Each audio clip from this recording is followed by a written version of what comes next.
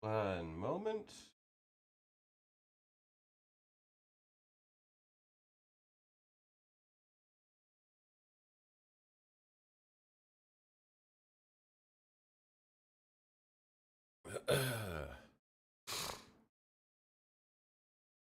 Yeah, I have woken up today sneezing up a storm. So, apologies if I'm either sneezing a lot or my voice is not here. But we'll see how we go. Oh, I'm unwell.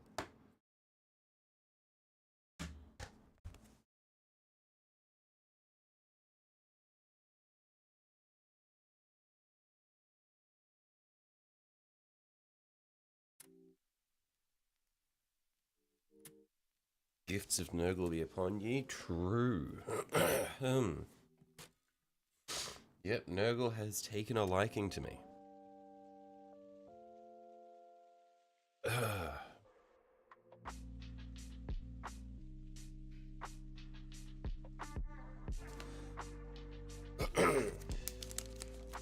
On the bright side, yesterday I updated my graphics drivers and tested out Dead Space, and it no longer crashes at that point.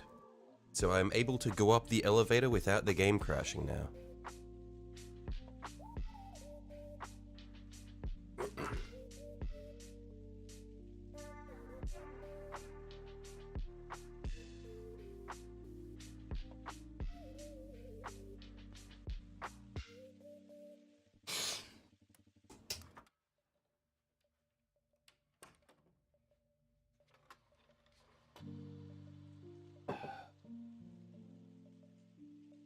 Oblivion's a very pretty game. Yeah, I'm keen. I finished downloading it last night. So that's why I left my computer on overnight so it would download. So I'm thinking that either today we will play Dead Space or Oblivion.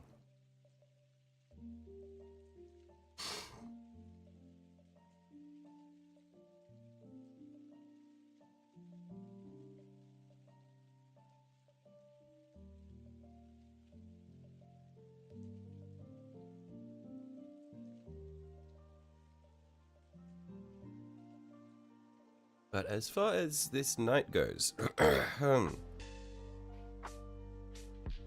I'm pretty sure for the main body of the night, it is very, very close to being done. There's like this toe here that I need to paint blue. Then otherwise, it's just a matter of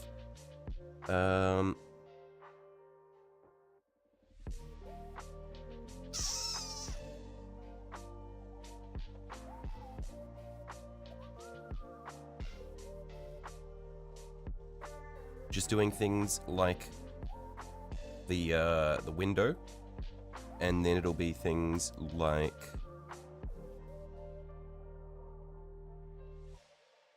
the eyes, and then we can start the base.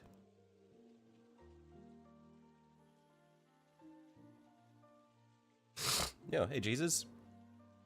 You're not ready for most of the Emperor's Children Army to go down in points. The thing, but Technic, if they make the new minis worth less points, that means you need to buy more of them. It's just that easy.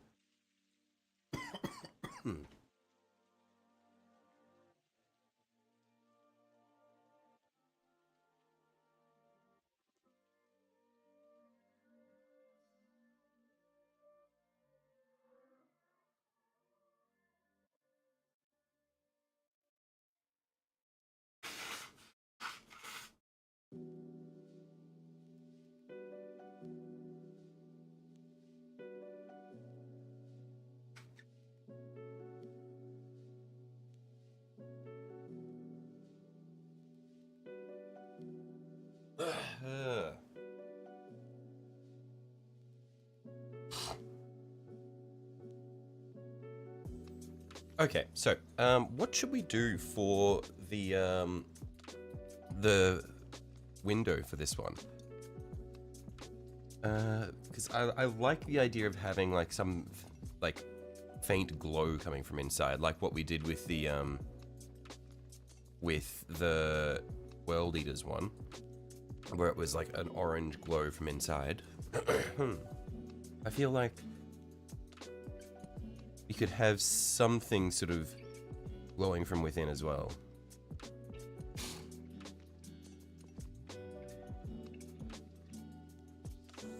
Yeah, I need to pull up a color wheel so that I can look at what the what contrasts from blue, because I am blind.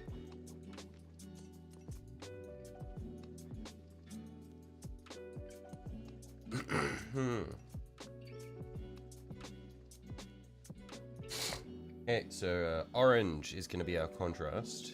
I don't know if we want to have orange though, otherwise green or purple would be complementary.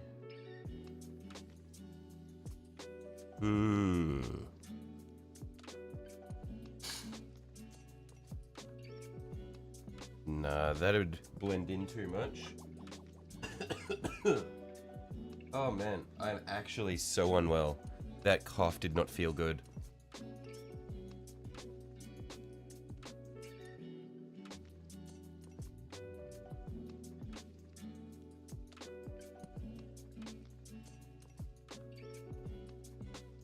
Hello, hello. Hey, Twisted. Hey, Shelly. Reds contrast nicely against a dark blue.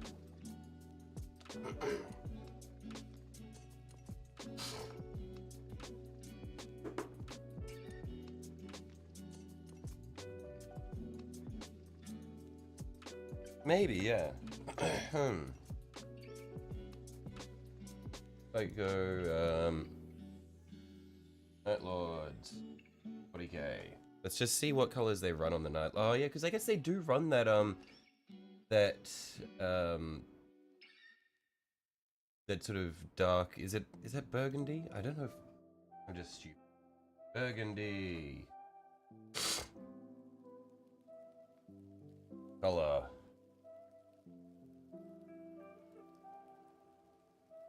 Yeah! Oh man. Oh. Yeah, they because they do have that sort of burgundy red for things like their capes and stuff. Oh, that hurt.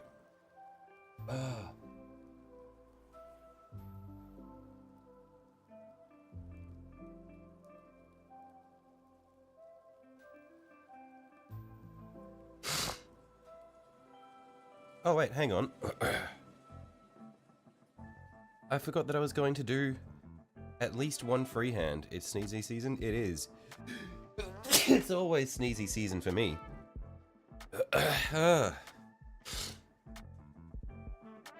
So I need to do the window, the face, for like the eye lens is glowing, and then it'll be on one of these shoulders.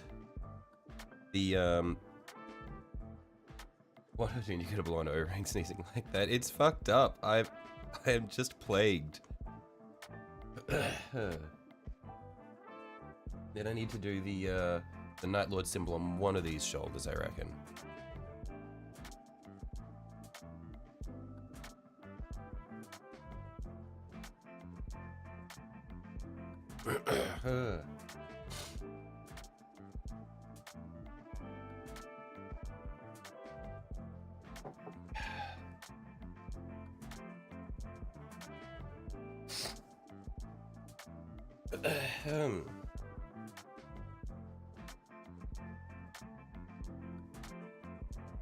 I reckon I'll leave the window till last, and I'll do the face and the shoulder first, and then we'll figure out what we want to do then after we've got all the other major colors on the mini. Some very nice looking lightning. Yeah, thank you. It's come out quite nicely. Quite happy with it.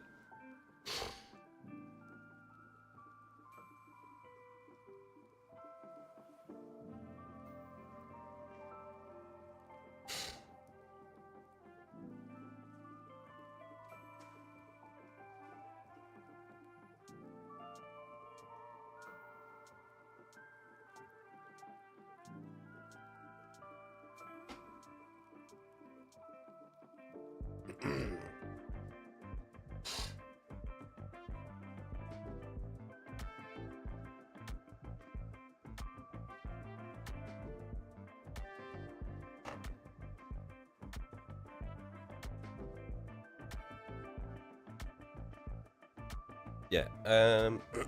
I reckon I'll do some deep red for the eye lenses, because I think that'll be nice. I don't know I don't know if we'd even call them eye lenses, because there are no eyes behind that. They're just cameras.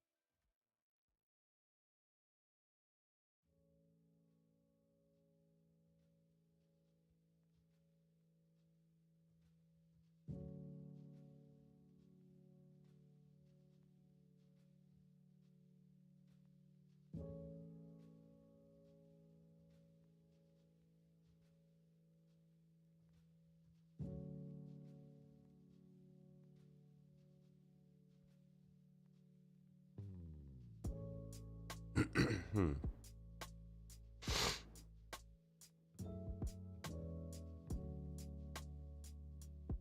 Working your way up this ballistas, putting non-metallic metal on the legs, then blacking out the armor panels to touch up mistakes. Yeah, your work on non-metallic metal is crazy. Like, every time I see it, I'm just like, holy shit, that looks awesome.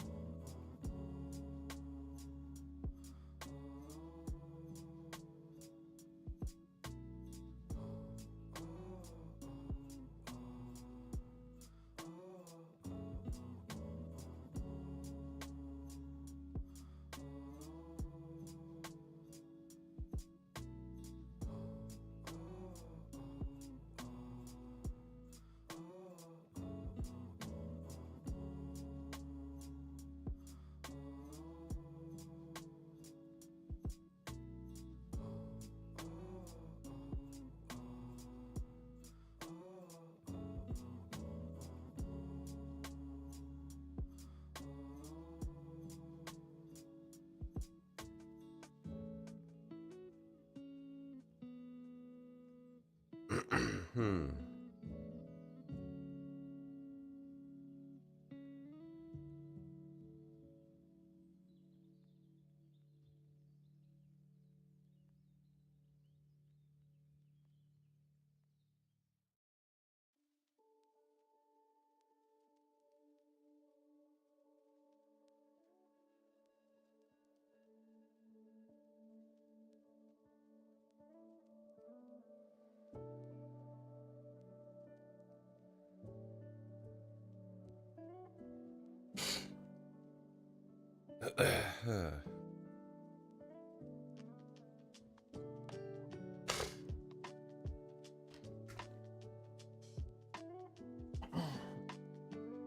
Starting to get your head around it finally. Need to work on blending your transitions from light to dark better. Yeah, I mean, it's just such a crazy technique. Like, there's always so much to do that you can make it look better. But I mean, even where you're at already, it looks amazing. Yeah, I wish I had the dedication to sit down and try to hone a technique like that.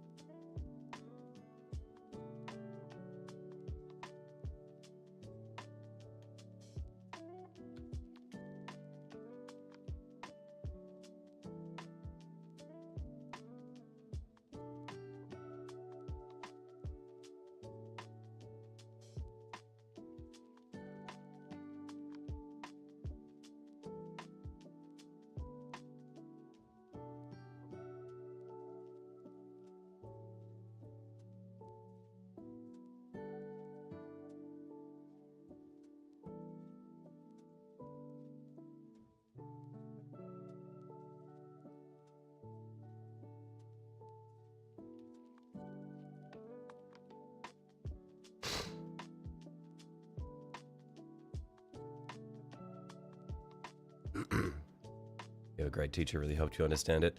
Yeah, I would say that is definitely very helpful, is when you've had someone who's gone through all the stuff that you're going through, so he knows what it's like to learn the technique, so he can really explain it properly. Yeah, that's a very big thing that helps with learning things.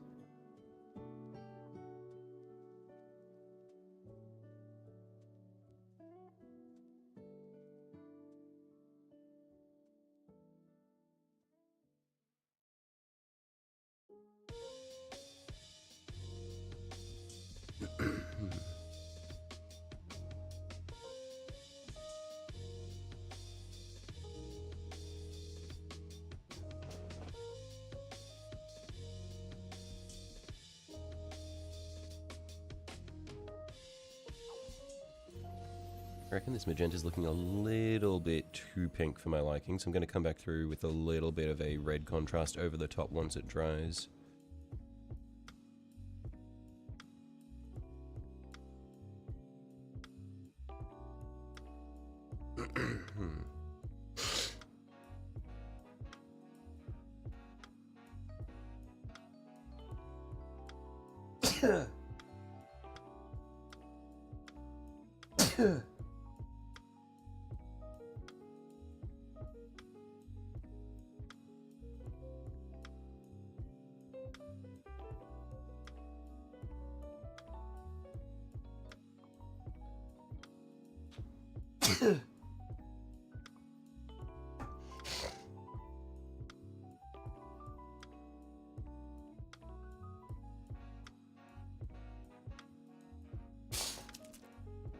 We've gotten to the point in the sneezes where I start to like do the goose honk when I sneeze. Not good. Who knows how long I will last today.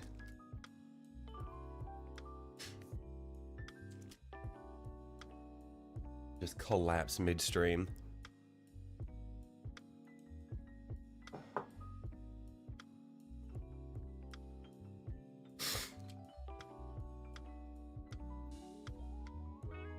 Problem with non-metallic metal is trying to figure out where to put the where the highlights should go.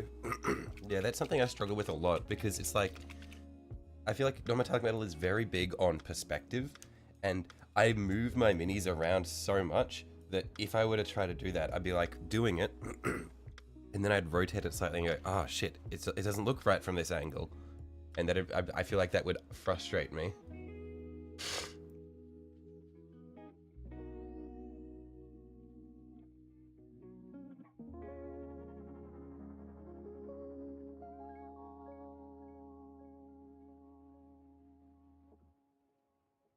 Hey peeps, hey Silver. There you go, mate.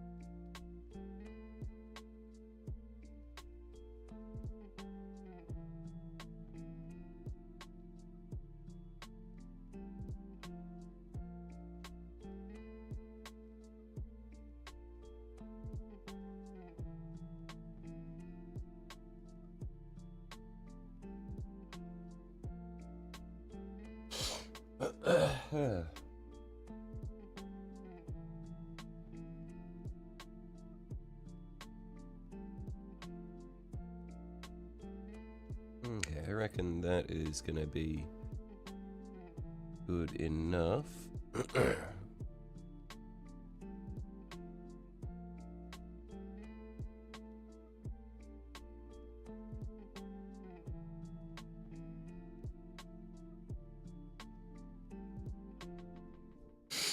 can always come back and do more work on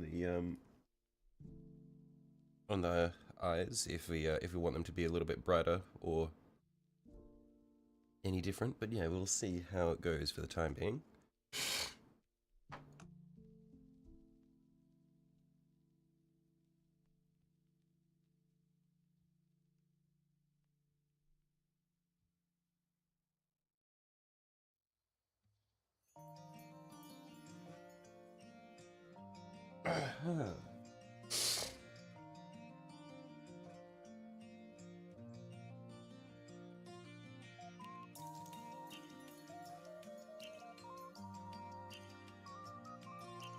But now is going to be the fun part, which is trying to freehand the Night Lord symbol while we try not to sneeze.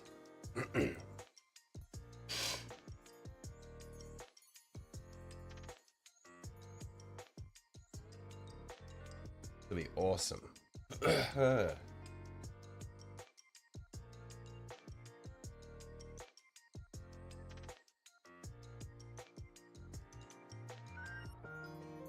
I reckon we put it on here. The 2 Cerastus Knights on Monday, plus all the Dark Angels characters and a lot of other 40 and 30k miniatures. Nice! Been stocking up, mate.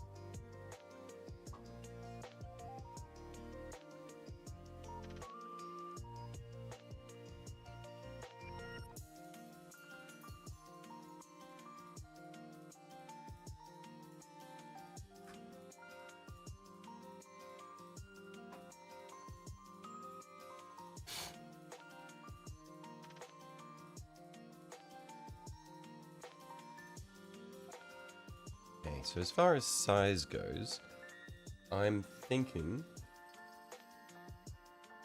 we'll want to have this be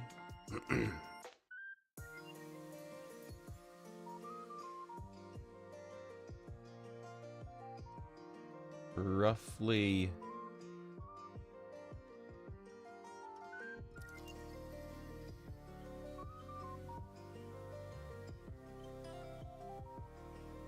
that sort of shape.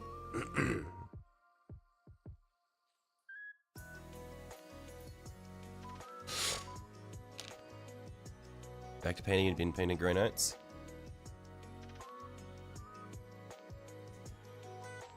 How are the Grey Knight models? Because I don't think I've had a proper look at what the modern Grey Knight models are like. Are they a little dated like the Custodes, or are they still pretty good?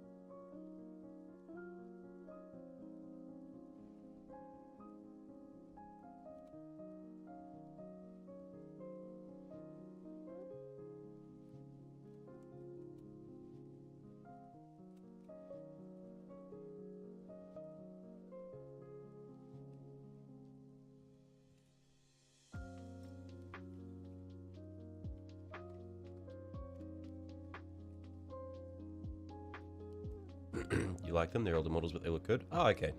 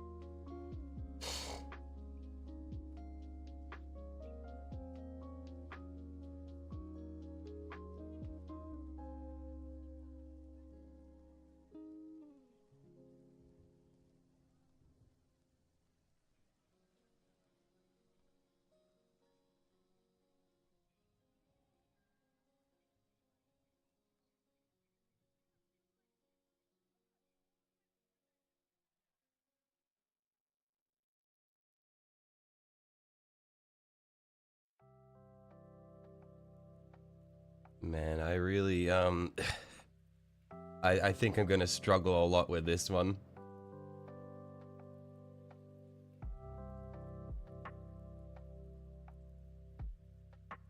Especially because I forgot how I made this blue for the panels.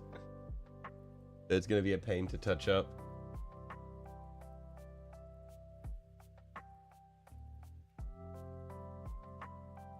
Like the World Eater symbol was easy enough because it was a circle.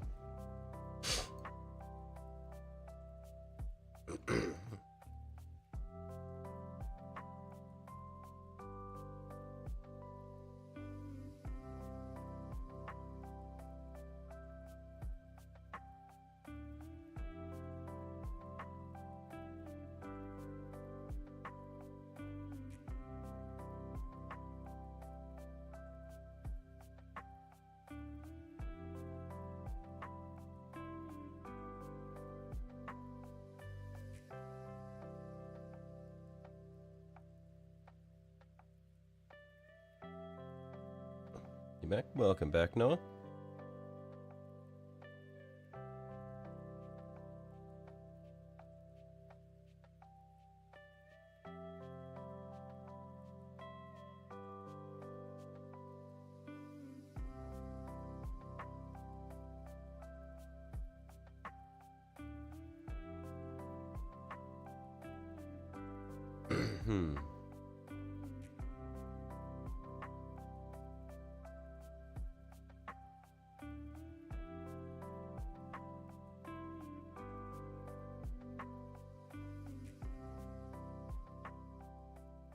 Oh, this wing is not looking good. Oh, this wing is not looking good at all.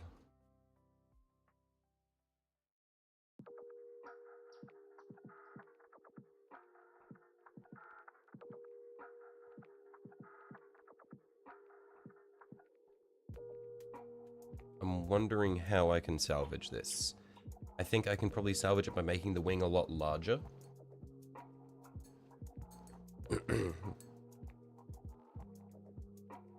I think if I turn this all into the top section of the wing, I can make this a big sweep like that, and then have the smaller parts of the wing coming out like that, and then just have a large section of the skull down the bottom there. That can work then.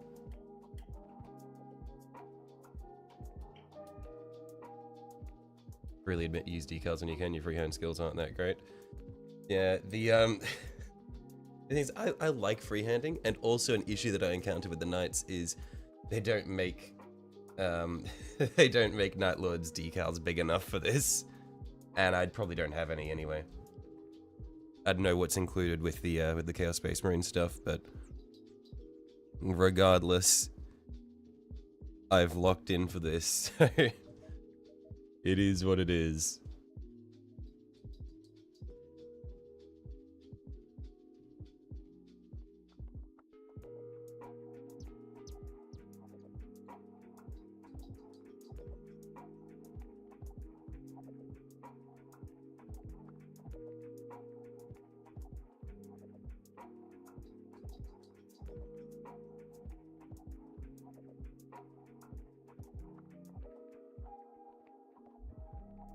Yeah, there's other bigger pieces. Yeah, there's a few factors at play.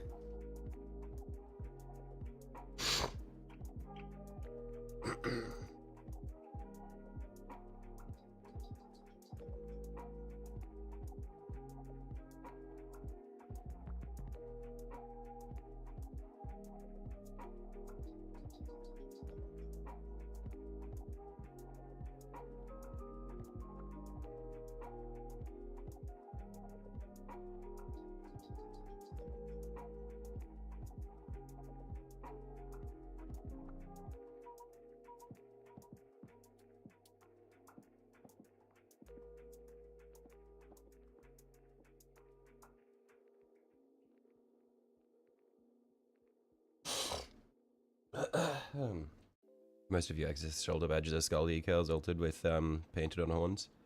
I mean, you got some freehanding there. That's I feel I'm pretty sure I would be terrible at painting horns, just because like the curve on them would be really frustrating.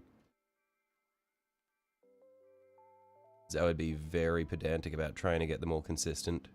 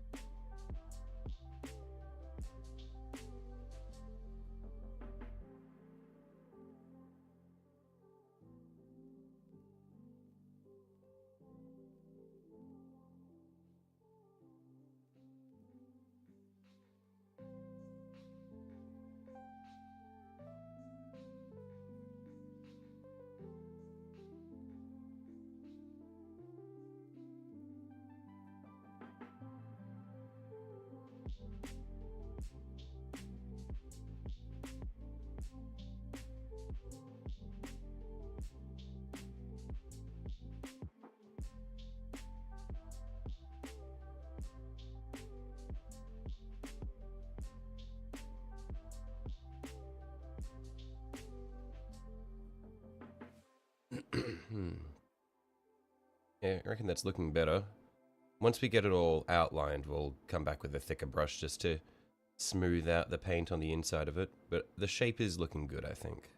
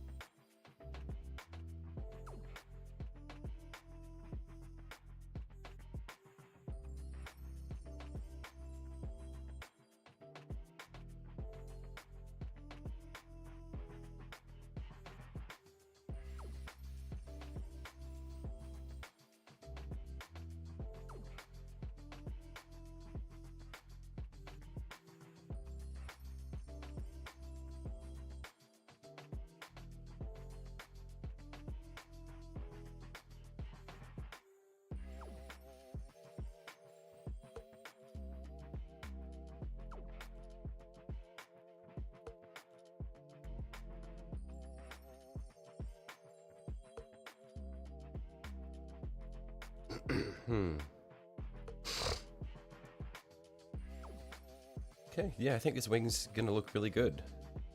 Yeah, I wasn't sure how it was gonna turn out, but it looks nicer being larger as well. Yeah, I think if I had stayed at the sort of the quite small size that I was doing, it'd look really weird on the big shoulder panel.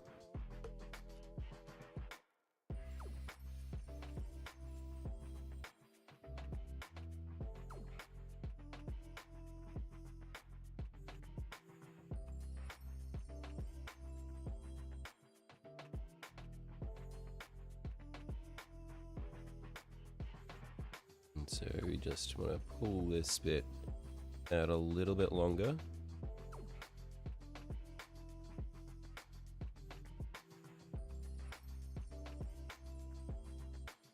And then sweep this up quite high.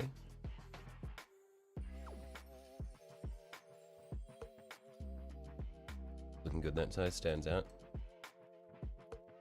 Yeah, and I like using as much of the, I like using more of the panel rather than less.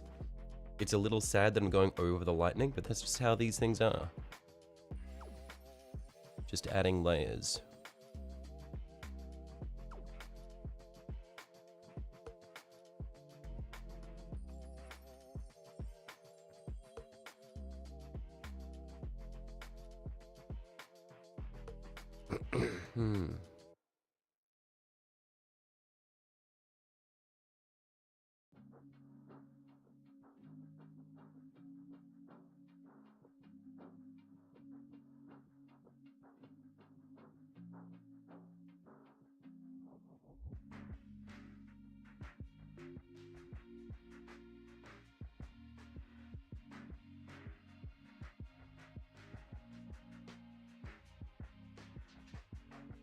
Okay. And so that's the outline of it. So we can fill that in now and see how it looks.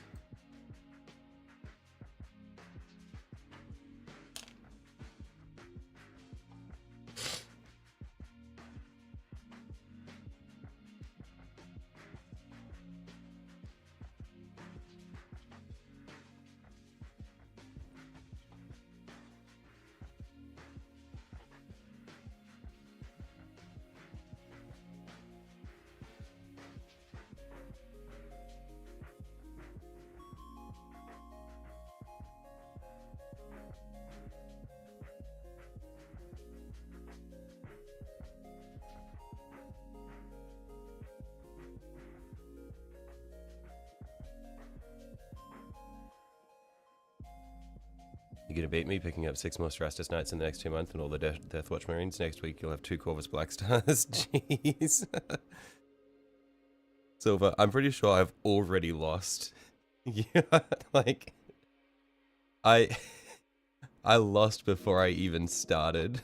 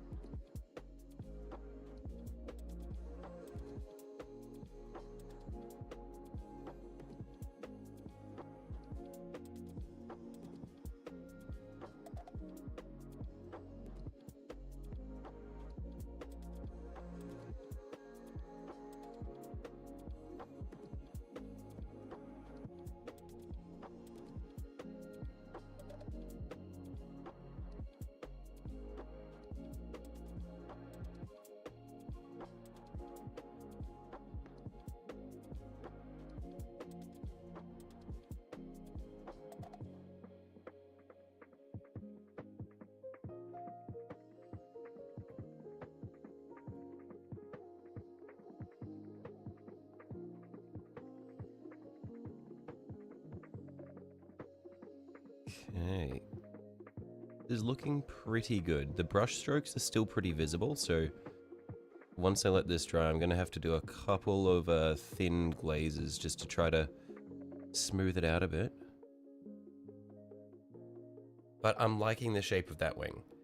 The issue now is I need to mirror that. I need to do a symmetrical one on the other side, and then a skull, which is not going to be fun.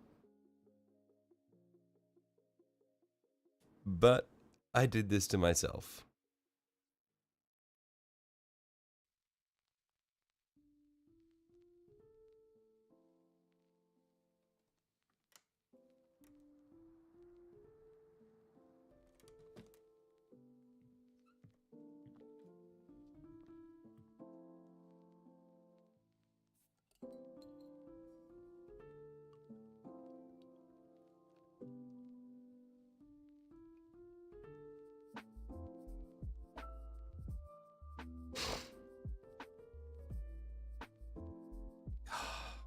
to do it again. Damn it.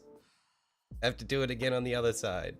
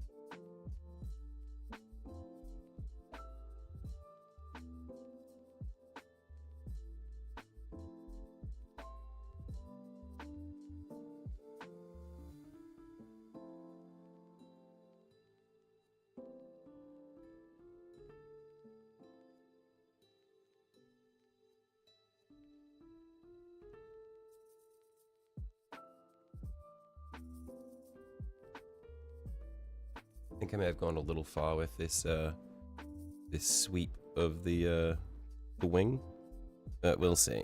It might not be too noticeable.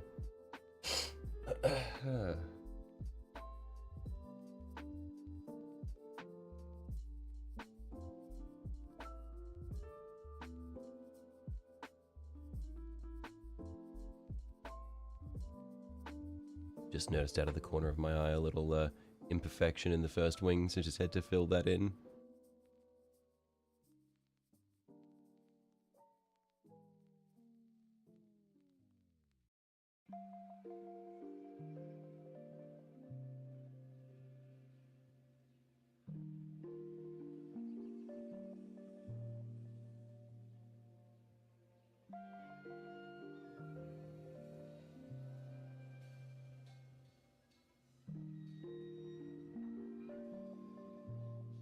Night Lords.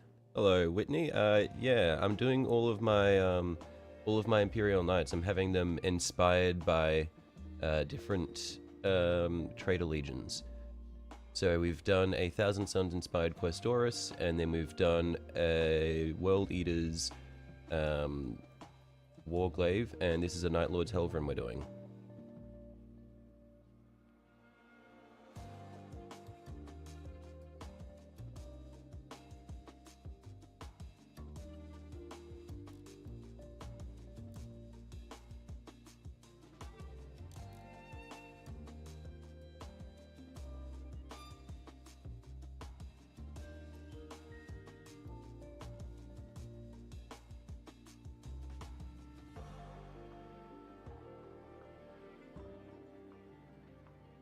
Man, have fun. Yeah, thank you. Yeah, I've been enjoying it. It's just I'm in the painful section now of trying to get the symmetrical Batwing on the other side of this panel.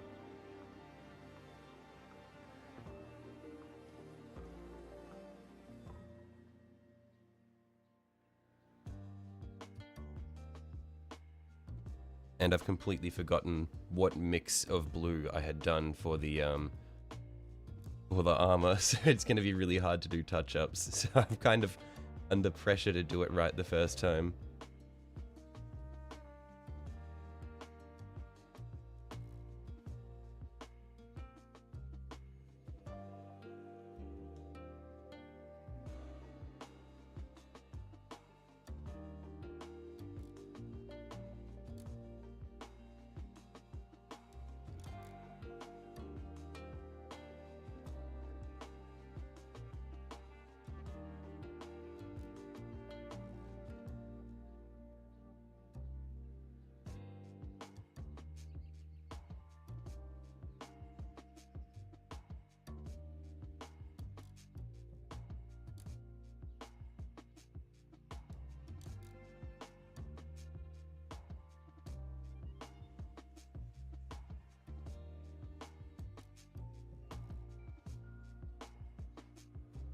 It's the crazy thing, you haven't played since 8th edition with your Death Guard.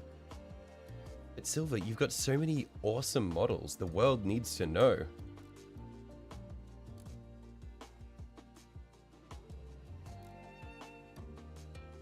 You need to be showing up at your local game store with all your crazy models. Just flex on all the new people getting into it.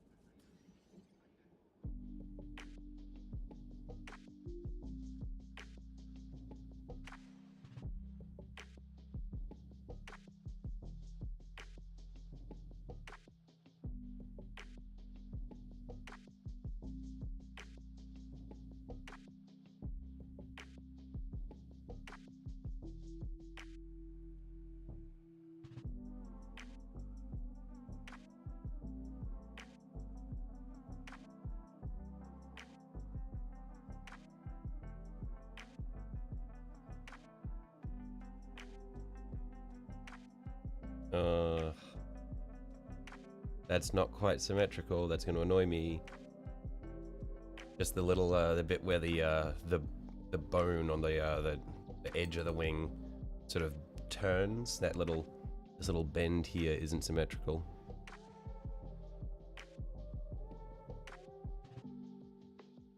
I think I can probably make it a little bit better by extending it outwards a tiny bit. I need to be careful though, because hard to go back. Death Guard armies on display at the Nerd Out. Oh, okay, awesome.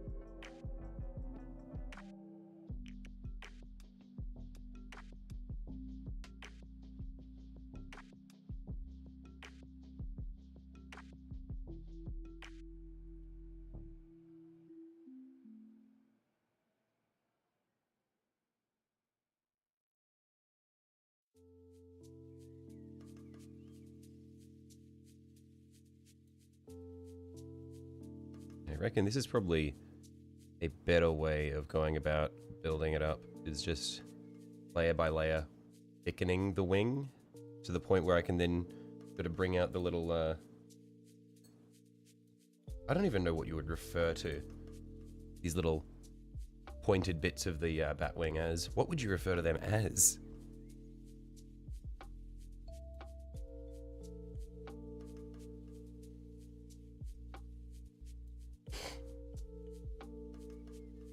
Little points. They're not points, because they're not pointy, but they're little points. That's what I'm going to be referring to them as.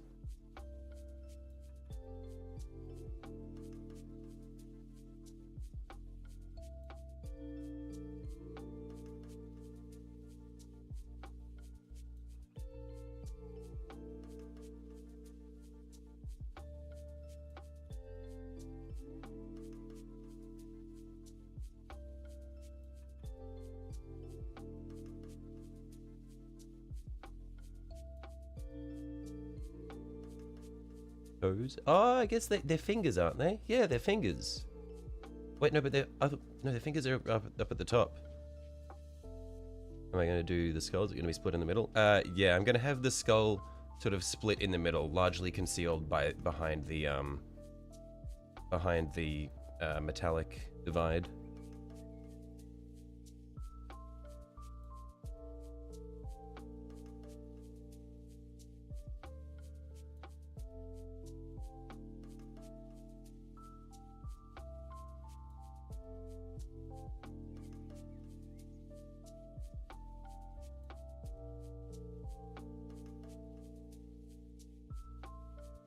That's creepy. That's creepy. They have little hooked fingers and toes along the wingspan. Oh, like along the whole wing?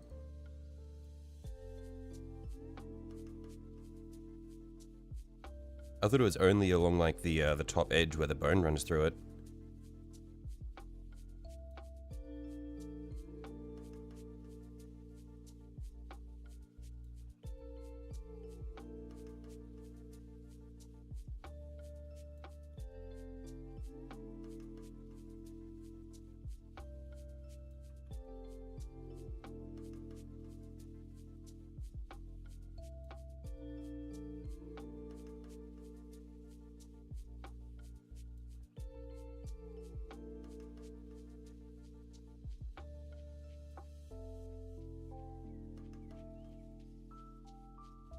It's not symmetrical. No. No. I made it too wide here. Damn it. Oh, it's gonna hurt me. I'm gonna need to remember what my mix that I did for the base coat was. Damn it. Oh, that's infuriating. This section here needs to be narrower. I need to like cut into it a bit. Ah, well, we'll figure it out. She'll be right. If it was lower down, then I could try to conceal it with the skull or whatever.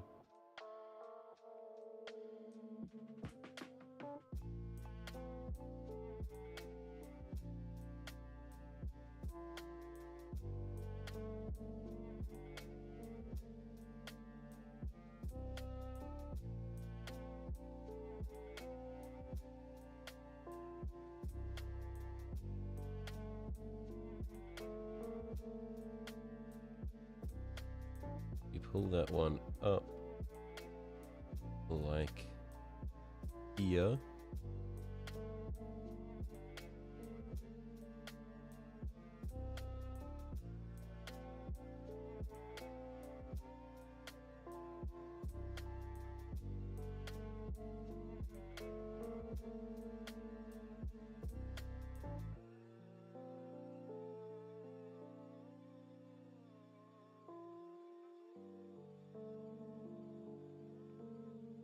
Pointed outwards.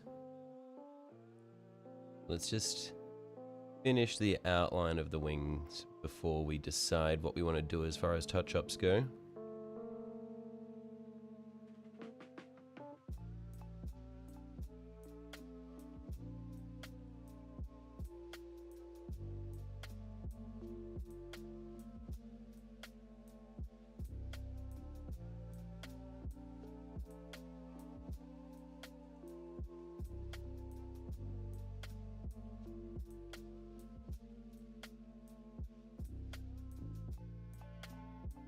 Okay, so the issues that we're having for the most part is going to be the shape here and then the shape here. The shape here is not too bad, but I think it's being influenced a lot by the section up above it. So what I'm going to do, first of all, is just with a larger brush solidify the center, just so that we can really see the body of the wing should look like, and then we'll go from there.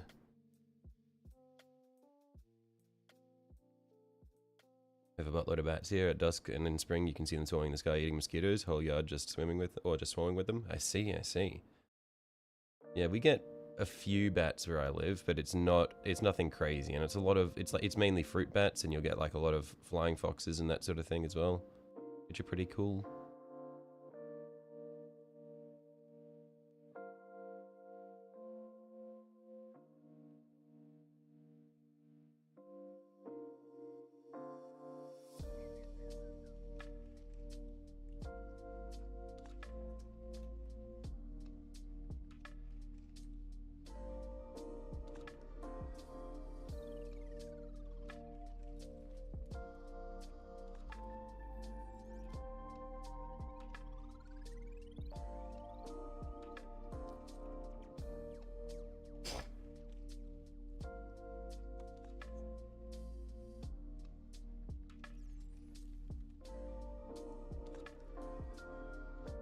You have so many mosquitoes, you can hear them in the background like a low-flying cargo plane. That's horrible. I could not live there. Hate mosquitoes.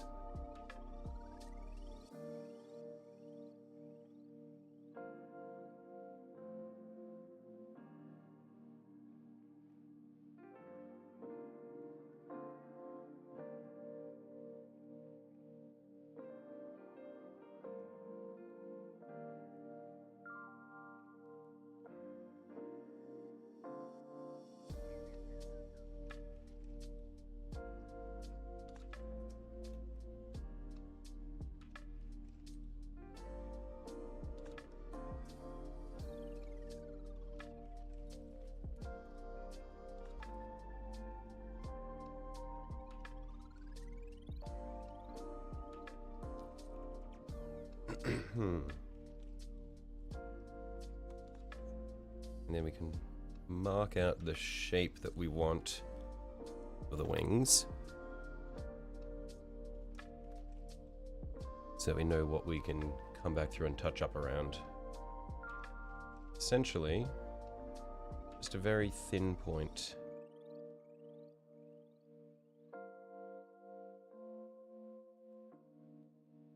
This sweeps down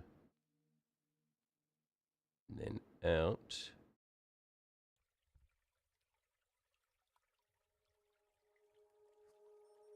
About there. Then pulls back in. That's the line that we want to touch up along. And then that sweeps down again.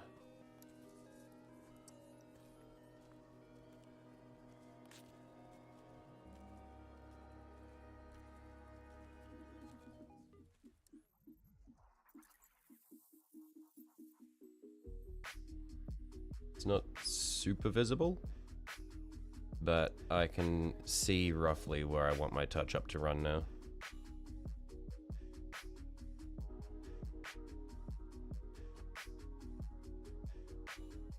And then we just need to define the shape of the bottom section. And then we can think about remaking the mix for the blue.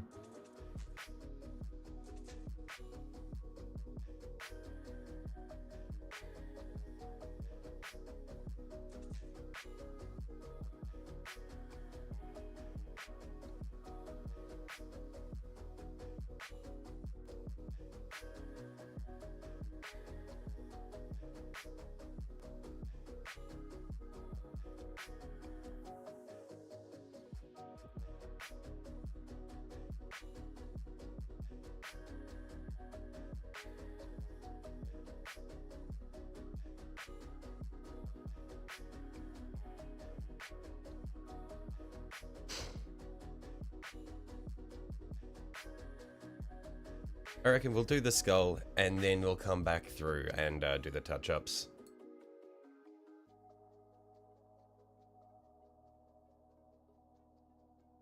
Don't have anything like fruit bats or flying foxes, or your bats like mice with wings? Right. Yeah, I mean, the animals in Australia are generally just a little bit fucked up anyway, so I'm not surprised.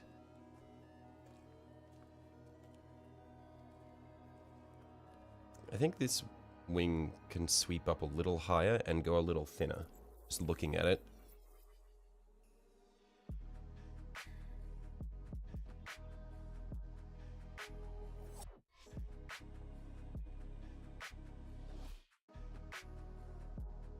Want to post one of your bike on the minis? Yeah, go for it. That's what the channel's there for, Noah.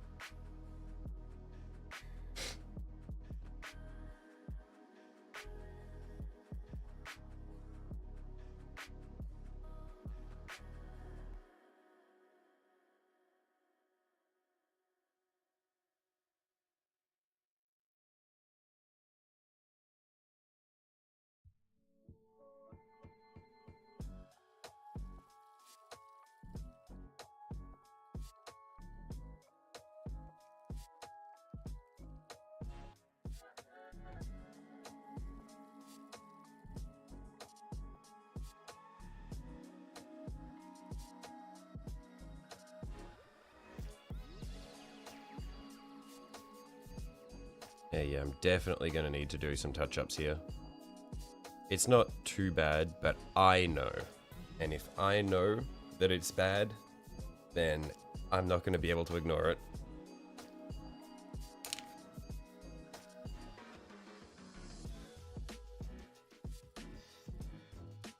As far as the skull goes, the top of the skull comes up to about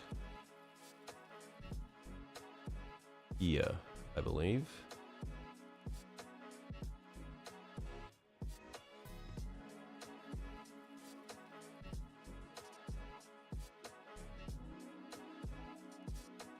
We get a tiny bit of our white.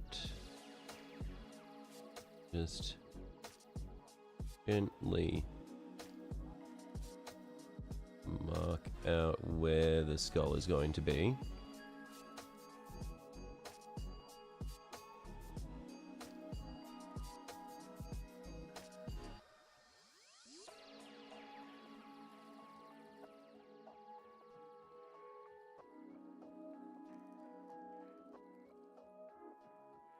Out there.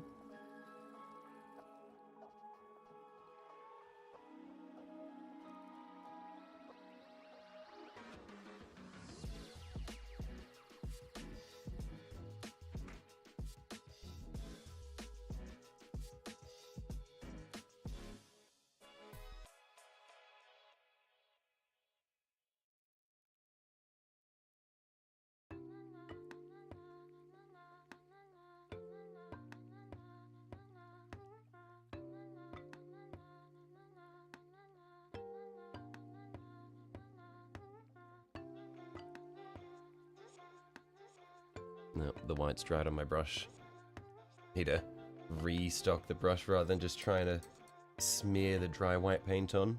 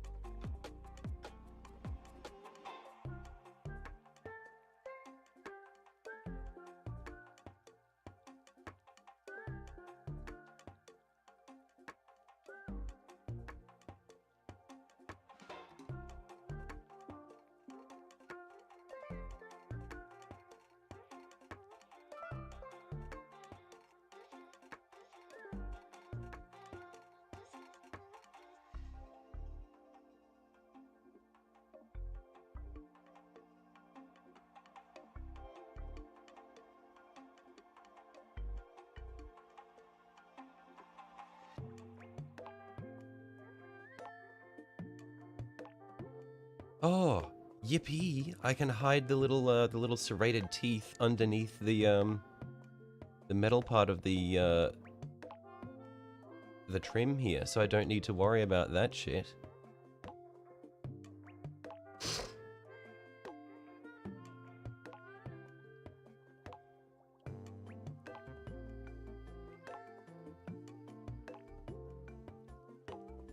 All the pointy little teeth get to be hidden.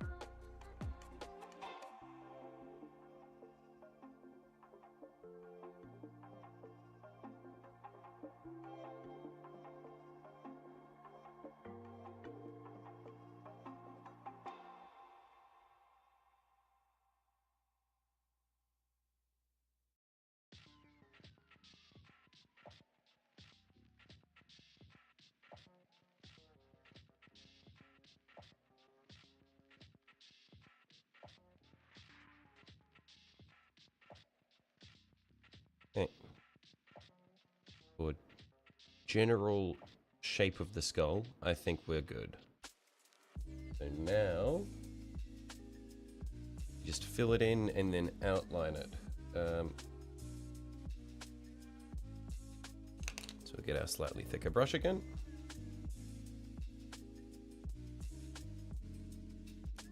Hello, hey Oliver.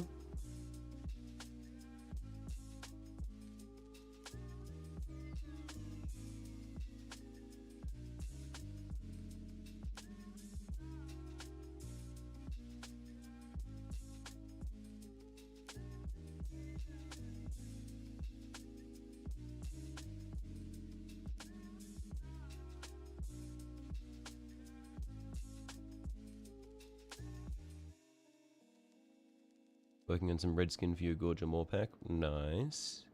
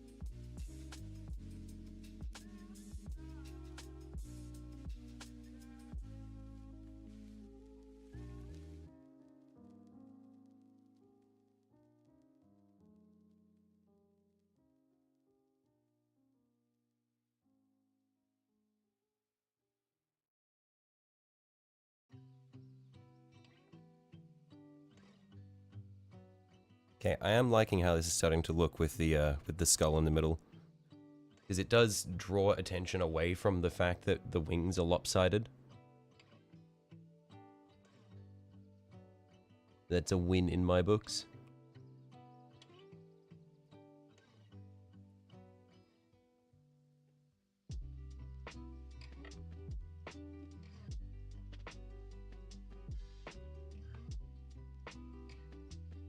I'll just need to do a good job of the black outline on the skull. Do I watch much anime? I watch too much anime, Ollie. Unfortunately.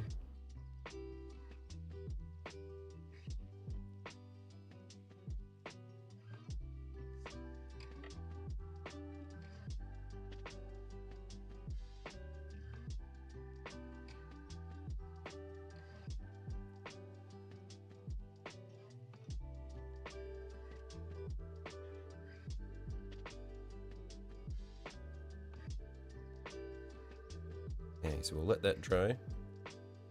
And then we'll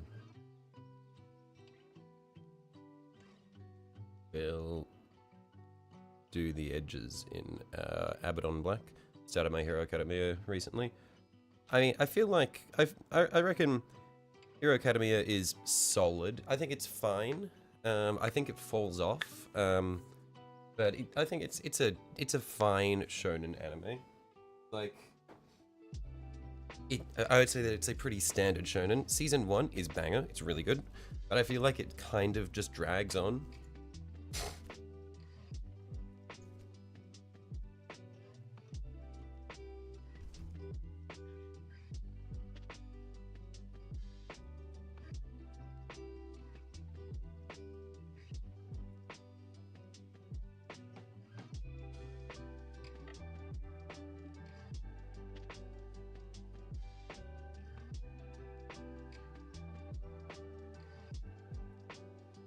Seen the new Gundam anime? I haven't watched the new Gundam. I've never really watched Gundam that much. Is it good? Because the only thing I know about Gundam, or the only thing that I know about the new Gundam anime, is that the ending is made by Hoshimachi Suisei, and I am a huge fucking simp for Suisei. Like I listen to all of her music, but yeah, otherwise don't really know much.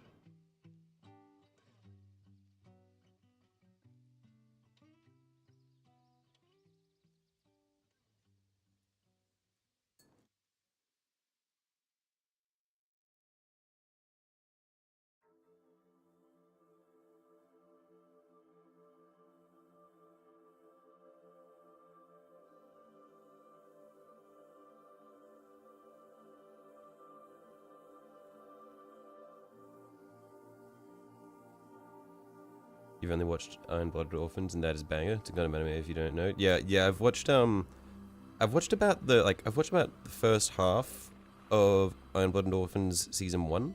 Because there's 2 seasons out there. I've watched like 8 to 10 episodes of Iron Blooded Orphans, but I don't know, I didn't end up finishing it.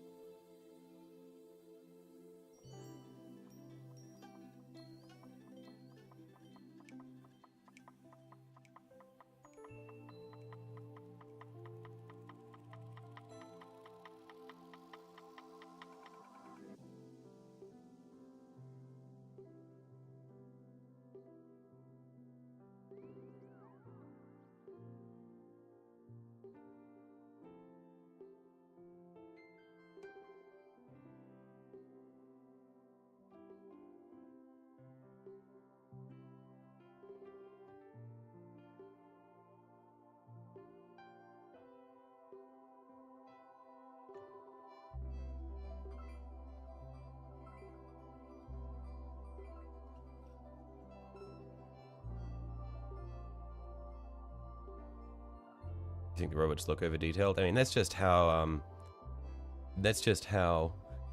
Gundam is, isn't it? Unloaded Orphans endings, one of your favorites. Yeah, I really should go back and finish it at some point. But it's always so hard to pick up an anime again after you've stopped watching it. Because it's like, I don't know if I want to watch from where I had left off last time, or go back 1 or 2 episodes, or just rewatch the whole thing to get context.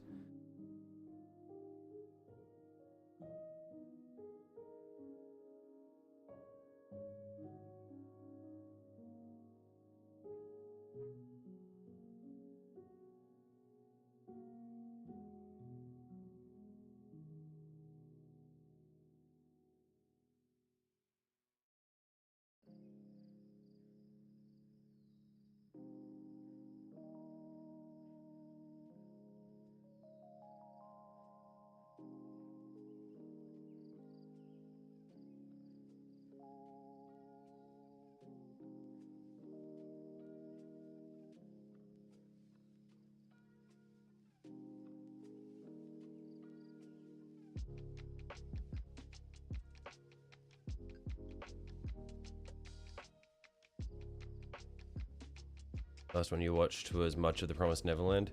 Season 1 was really good. Season 2 is not, you don't need to watch it.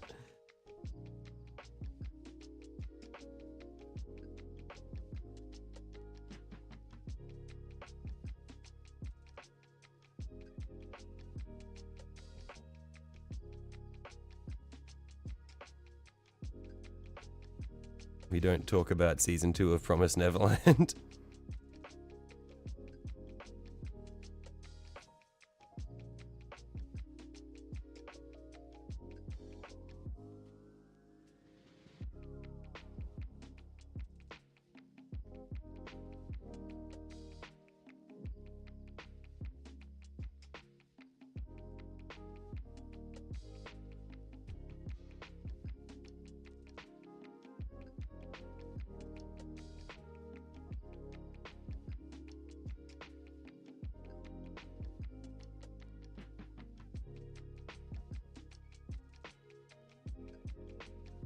Damn, you love season 1? Well, if you want to keep loving season 1, don't watch season 2. Just think of it as like as a one-off wonder, and they didn't make a season 2. It's fine.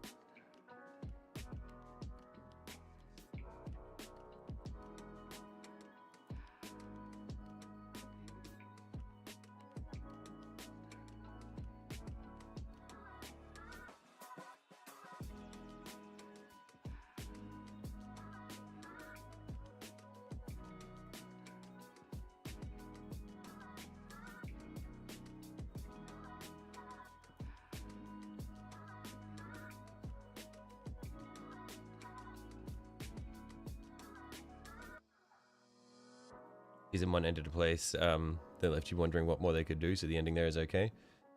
Yeah, so the answer to your question of what more they can do is apparently a lot. So, from what I understand, because I watched like the first half of season 2 and I was like, this is a dumpster fire. And according to people who've read the manga, essentially there's a lot more beyond that, but it seems like they just tried to condense everything into season 2, so the pacing is completely fucked.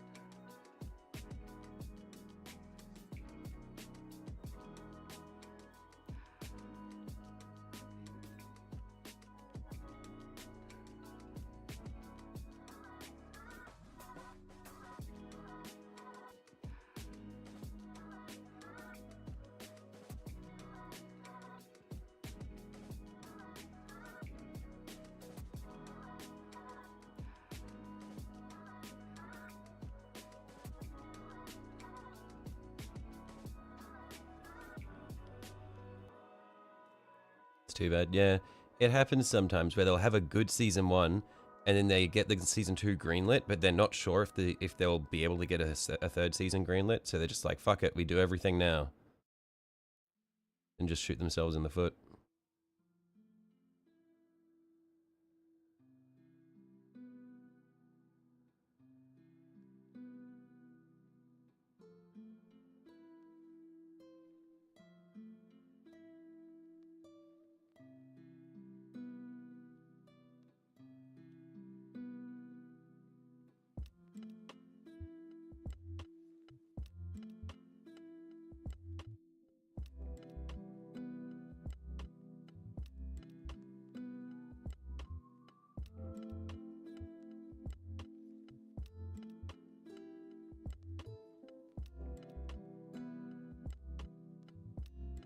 The worst is a fantastic first 12 episodes and then never heard from again. It's a classic.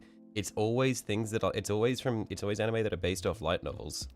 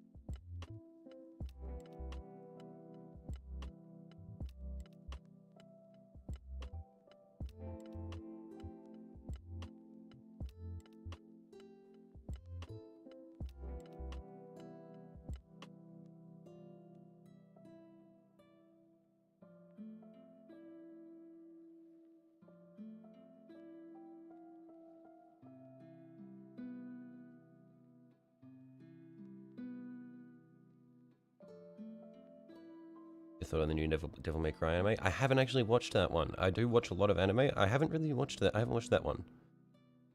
Is that this season?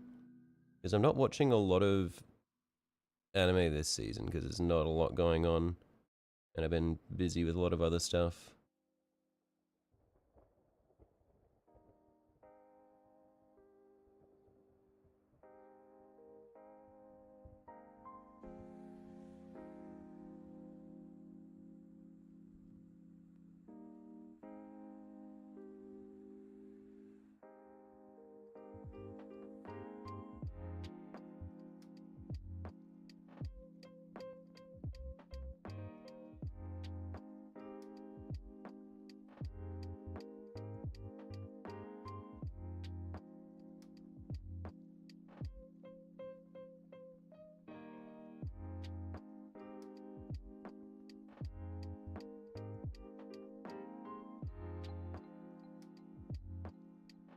I know it's based off a video game. Oh yeah, I know it's based off a video game.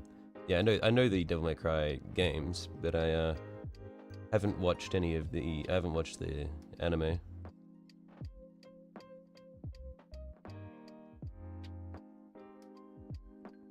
Going on, party people? Hey, Gavin.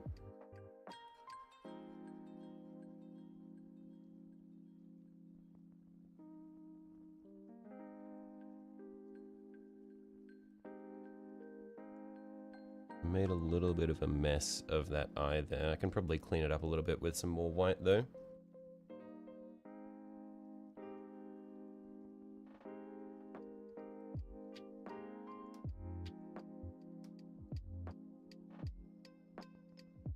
I reckon this shoulder panel is just about good.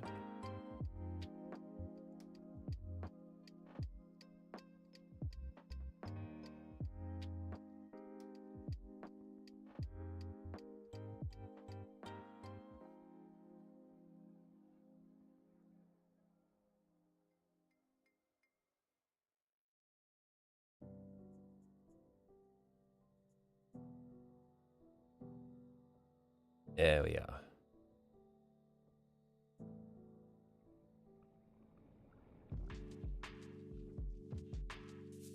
Sneezing, yeah, I've gotten over the sneezes. You've got them now, Twisted.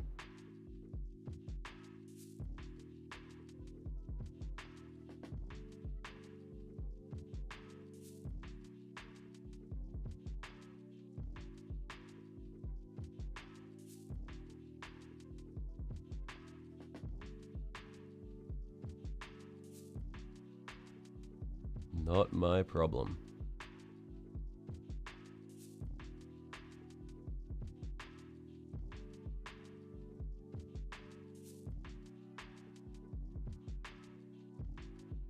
Okay. And honestly, I don't know if I'm even going to bother trying to clean up this other wing now, because it's going to be in a snow environment. I can just stipple some snow over the section where it looks really bad, and no one will be the wiser. I'm pretty happy with how this has turned out.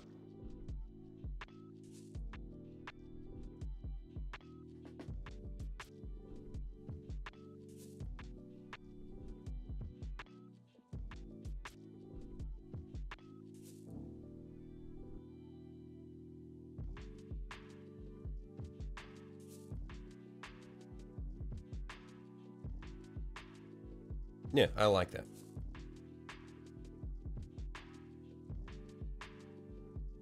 One moment. I'm going to quickly go and refill my glass of water, so I will be right back, and then we can figure out what we want to do for the,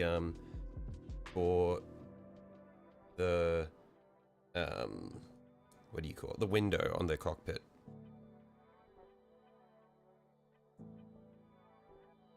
Yeah, so I will be back in a minute.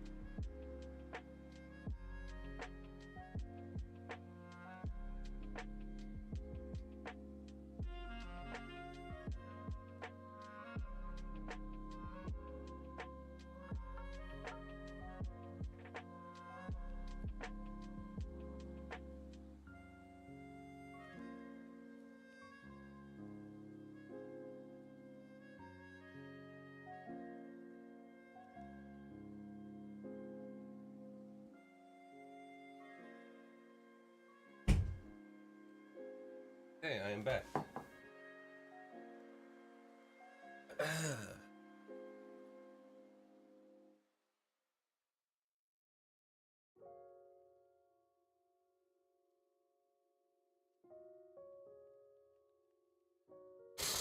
Been painting little scratches and damage all over the toes of this Dreadnought's feet. He's crumbing over rusty steel wreckage after all, would show up his feet.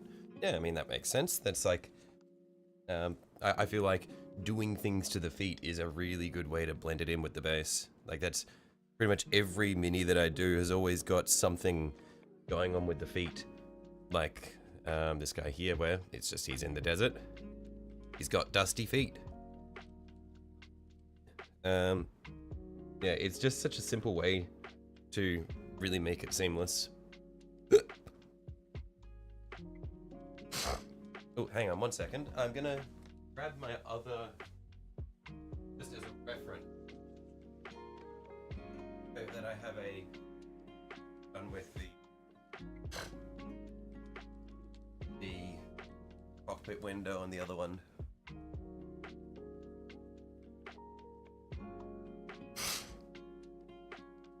Yeah, because the other cockpit window, we did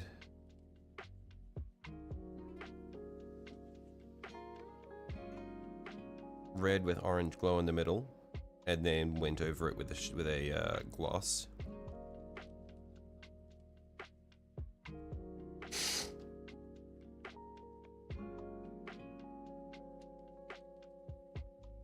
Man, I really went above and beyond with this guy. Holy shit. I will have to say, this is probably my best mini yet. Just looking at it, like, holy fuck. Man.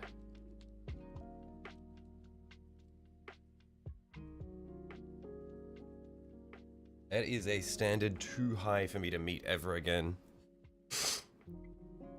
I've got to do another one of these. My other Warglaive is going to be the same.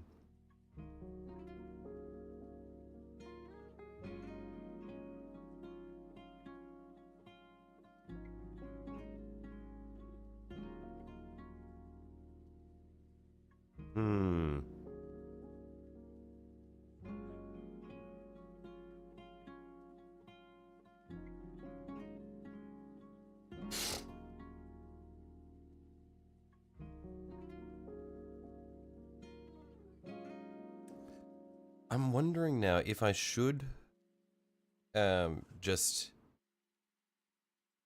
keep this guy simple and call it quits there. If I should go above and beyond with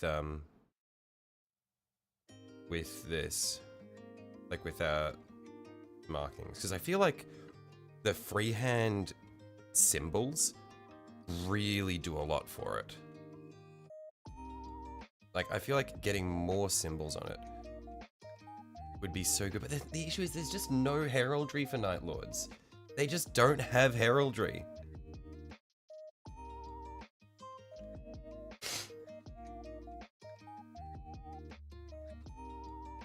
Like, what is Night Lord heraldry? It's this. I've got it already. That is all the heraldry that Night Lords have.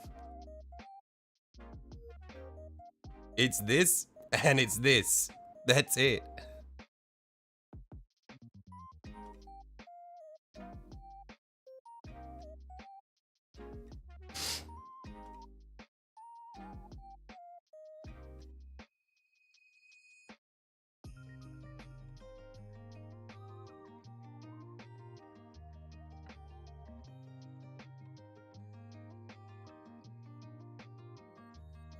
That still looks great, and yeah, you have it all there. That and lightning. Yeah, it's just this. That's all the heraldry they have.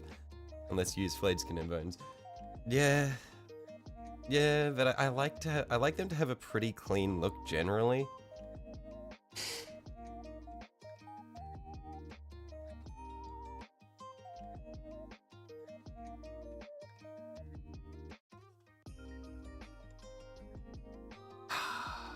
We'll see how it goes. None of that. They don't have to be as insane as this guy here. The other World Eaters one will have to be as insane as this guy, though.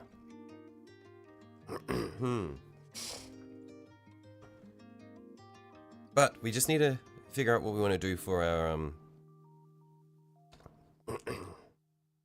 for our cockpit window, because that at least will be enough to give it some variance. Also, I just realized that I did the inside of the vents there for him, and I haven't done that in here, so I'll be doing that now while it's fresh in my mind.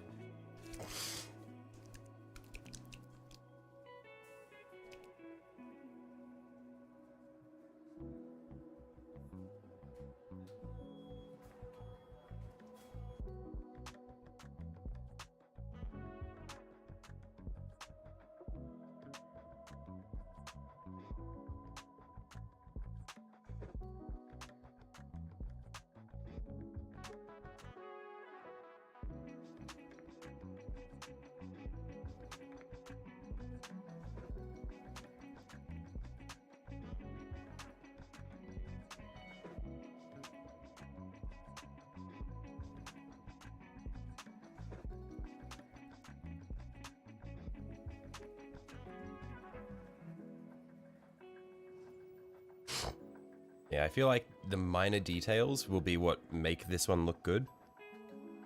Where with the World Eaters one, it's like the overwhelming presence of like all the heraldry and like damage and stuff like that. All of those markings are what really make it go hard. I feel like it's kind of going to be the opposite for the Night Lord's one, where it's the few details that it does have need to look really good. And I just need to have enough minor accent details like these to keep it interesting.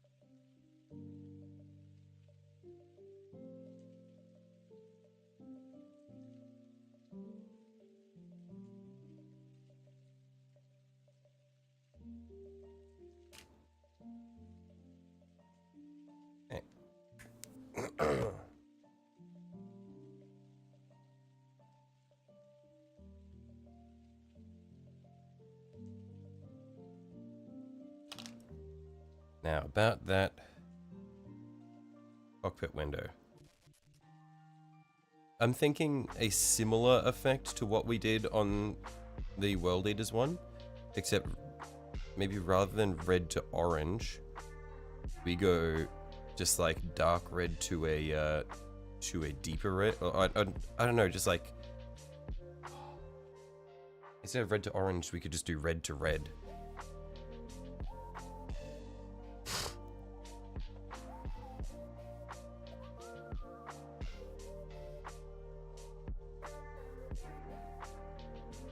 I don't know which red would be out. I need to figure this out.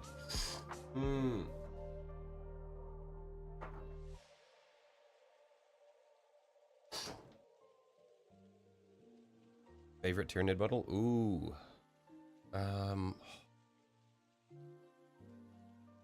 That's a hard one. I really like a lot of them.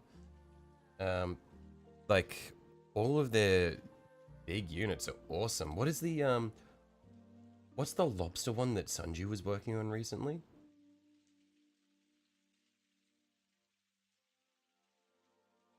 That one looks sick.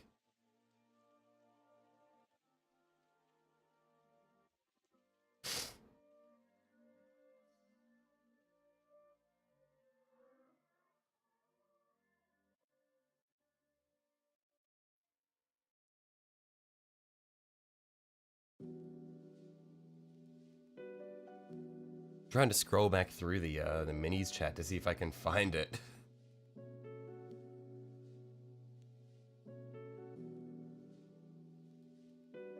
Oh no, this is you working on the lobster.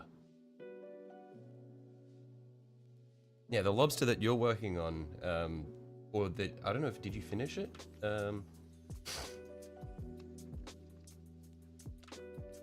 Yeah, I really like that model. One with the big cannon on his back. I forgot, I don't know what his name is. I need to paint more Tyranids. Fuck!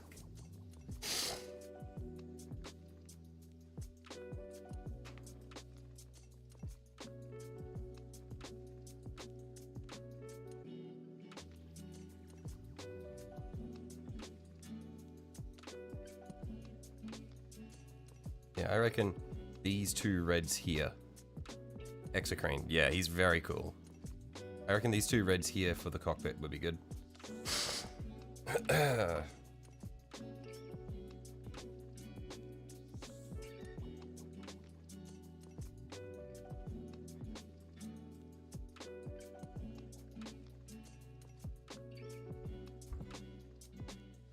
No, you haven't finished it given the fact that you've decided to change your scheme? Right, okay.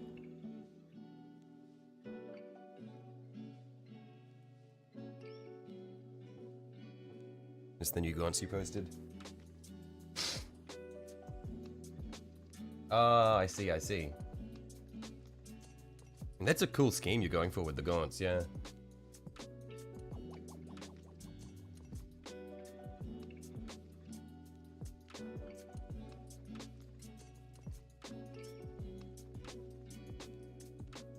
Yeah, I do like shiny black carapace on the Tyranids. Like that's the sort of thing I've got going as well. But I've got more sort of like fleshy, like fleshy. What would you call it? What are they? Like sickly, sort of fleshy green yellow for the bodies, where you've got more of a red-orange scheme going.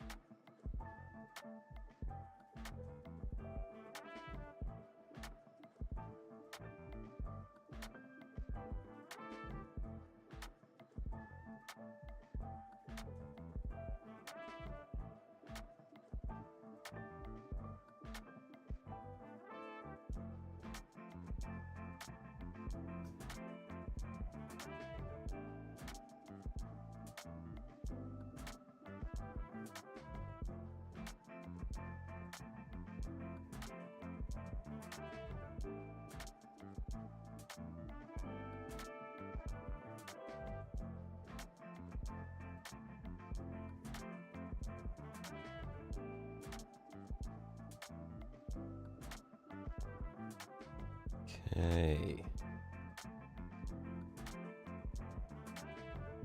That should be pretty good for our white undercoat.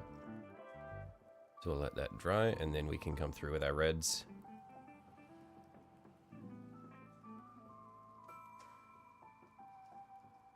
Get a bit of red on our palette.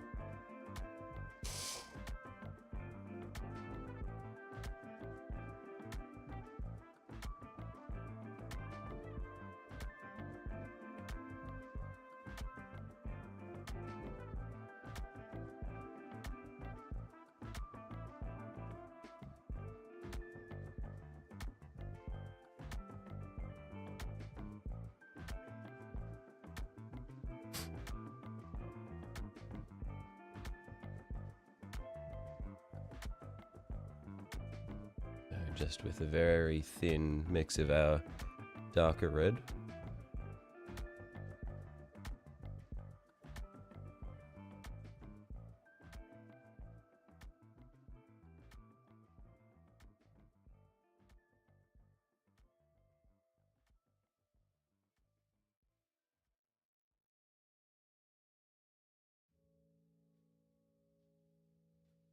Let's get that into all the edges there.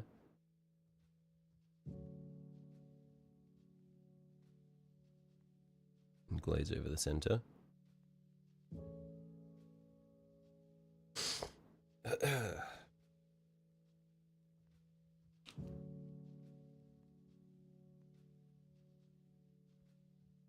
And then I'll make a very thin mix of our lighter red as well, and just try to dab that a little bit into the middle and see how that mixes.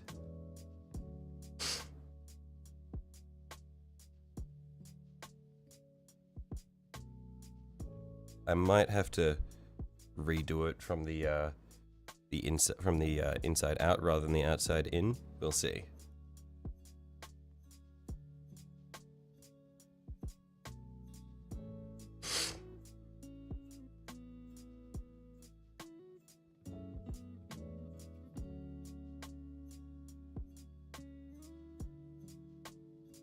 Get our warmer red now.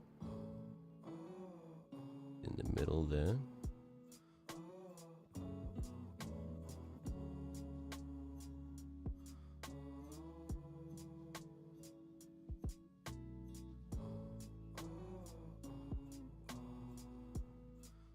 Oh, the sneezes are back.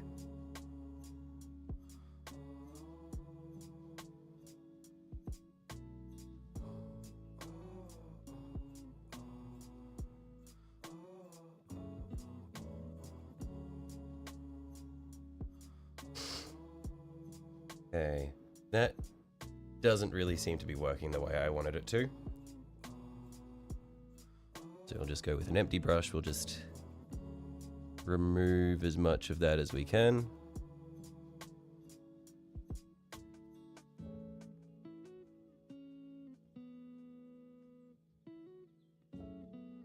And we'll try a different approach.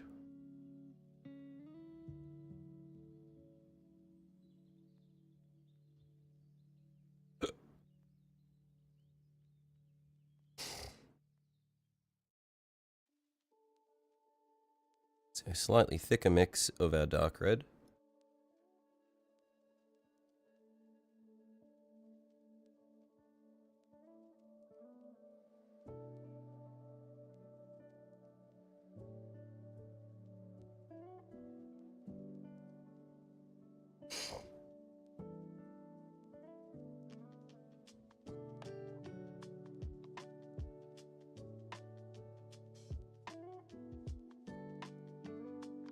And then a little bit of a lighter red.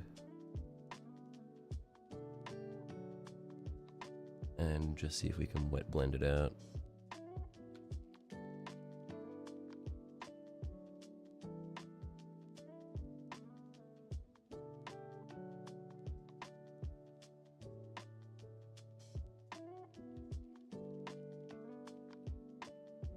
I think that'll be good. And then we just let that dry and then go over it with a gloss varnish. And then that's a slightly deeper version of what we'd done for our World Eaters.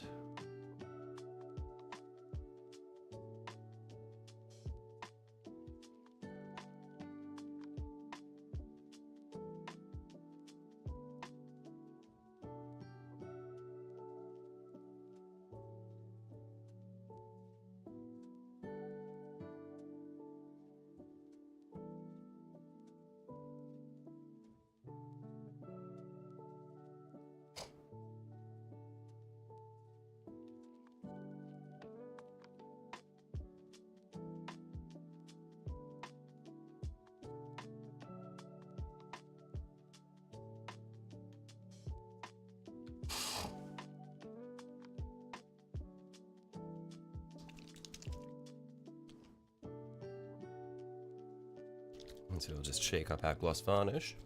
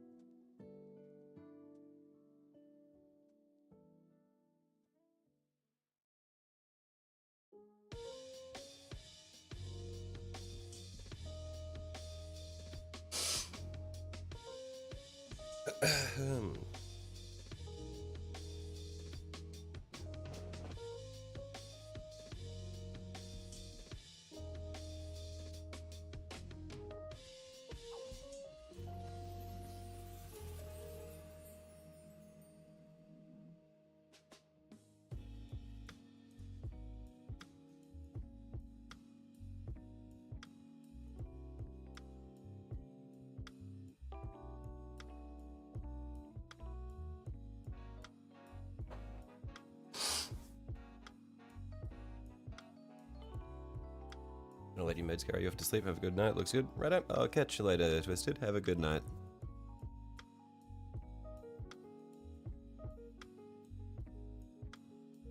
This is almost dry enough for us to put the gloss varnish on it. And then we can get started on building out the base. And so, structurally, we want the base to be very similar to what we've done for our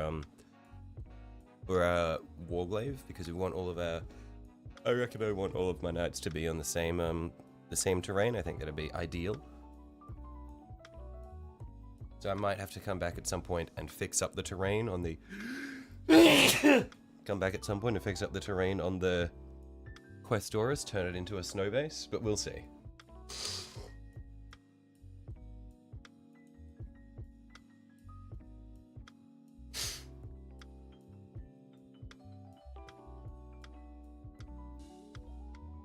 But there, looks like that's about ready to go now.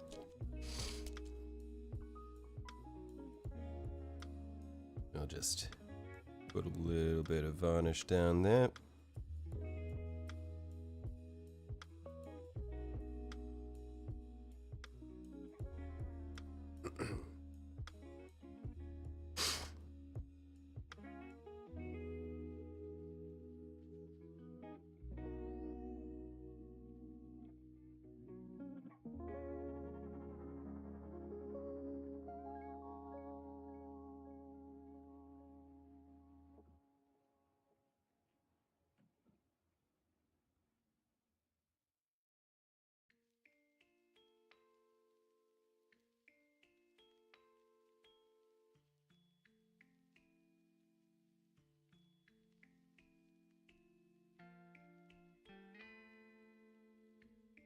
Righto. That should be good.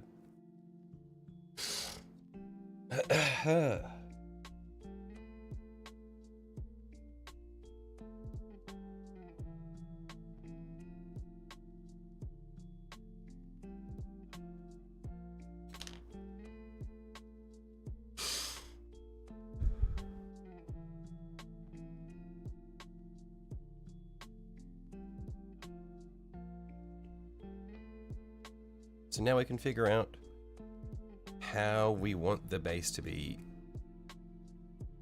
set up.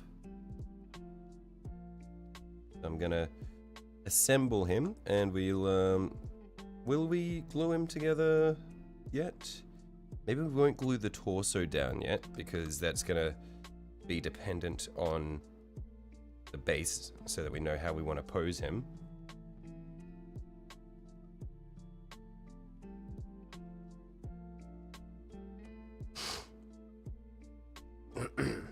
But we can put the shoulders on at least.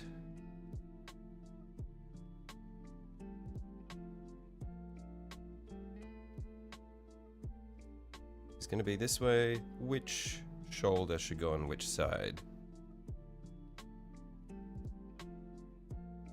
I think we'll go this shoulder here, and then the other one on the other side.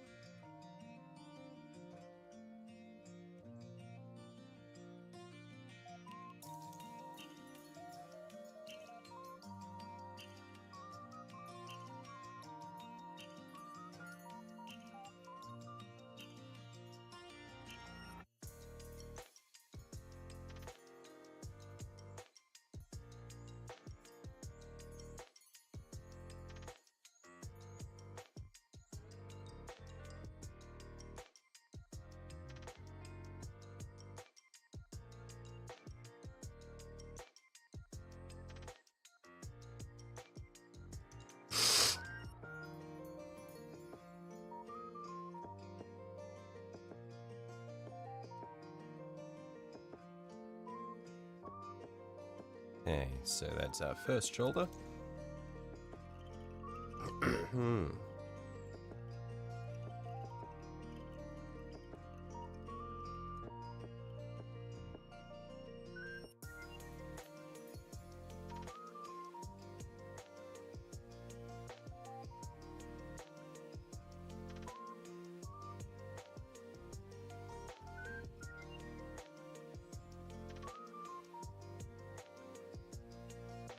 Seems like generally they want the shoulders to be pitched back quite far, but I really don't like that. So I like to pitch them forward a little bit to about there.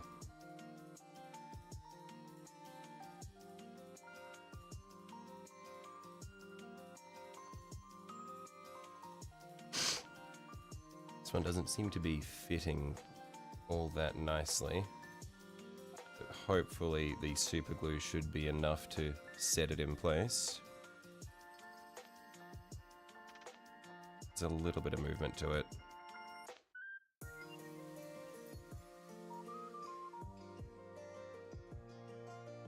Yeah,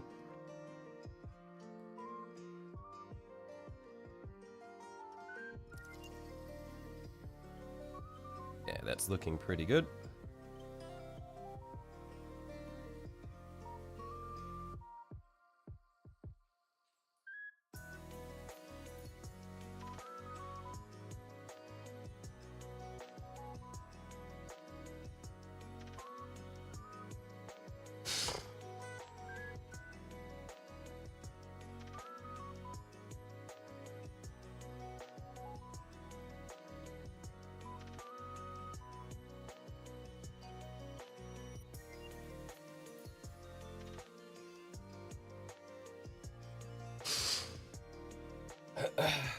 So we can work on the base now. I'm gonna go clean these brushes before they dry out. Well, actually, that should be fine.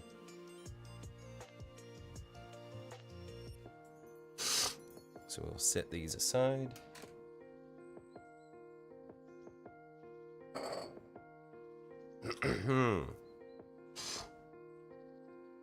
So, basing.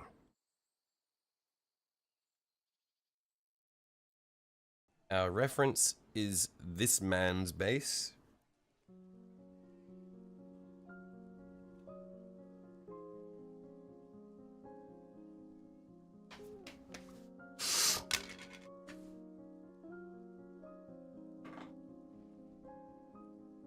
I think I am starting to run out of basing materials for the big chunks though.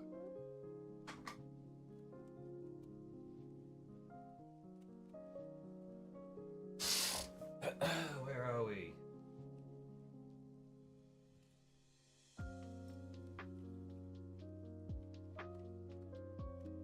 I think I have the bits for him in the next room. One sec. I'll need to quickly find where my basing materials are.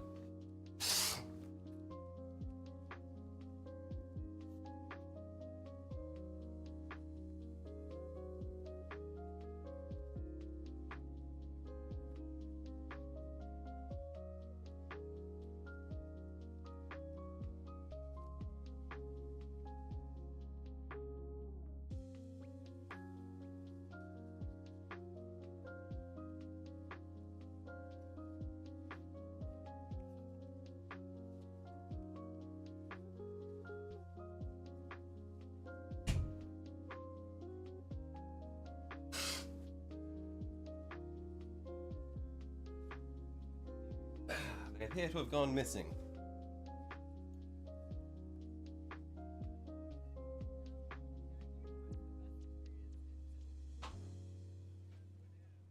Or I'm just very blind and not seeing whatever's right in front of me.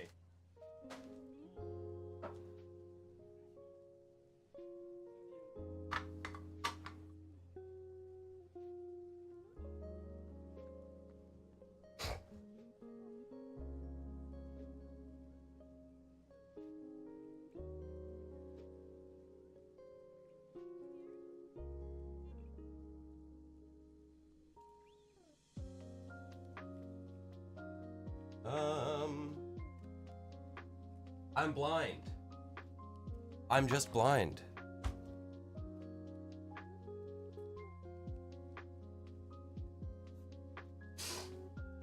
Ah, well.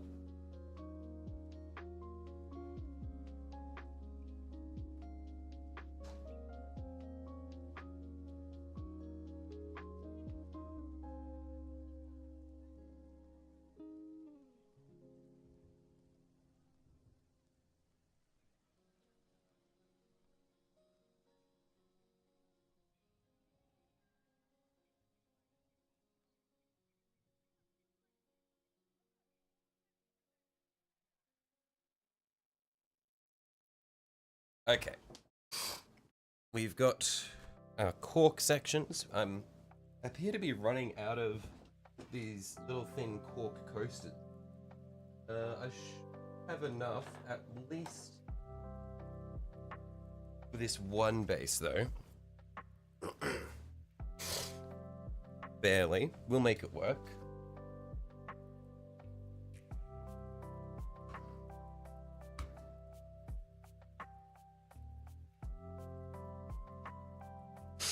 But our main basing parts are going to be these cork coasters, these rocks, these tiny pebbles, and then these rocks.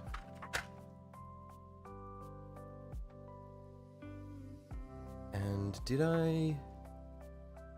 No, I was gonna check to see if I used any PVA glue to make a film on the surface, but it looks like I didn't do that.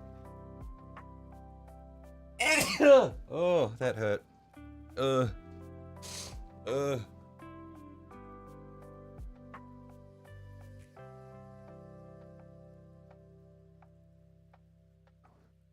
Well, let's start by staging our rocks, and then...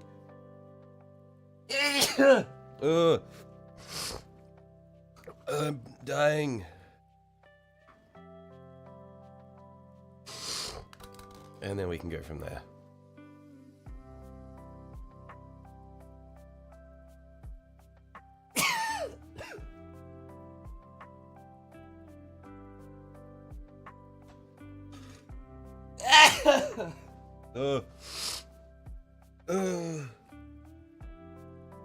Diseased.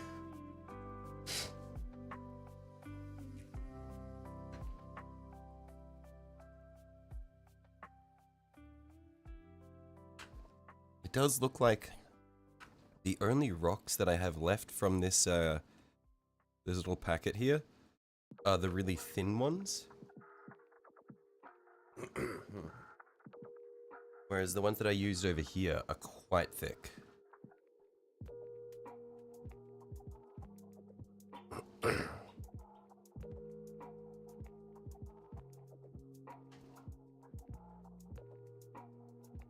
But I can probably still get a nice effect going with these. Probably no stacked stone or anything like that, because that's not quite what we want.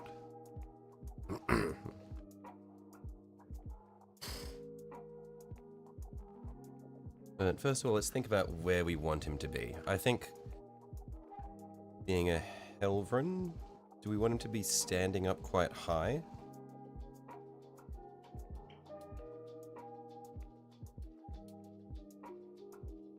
We could have him standing on the rocks, like that.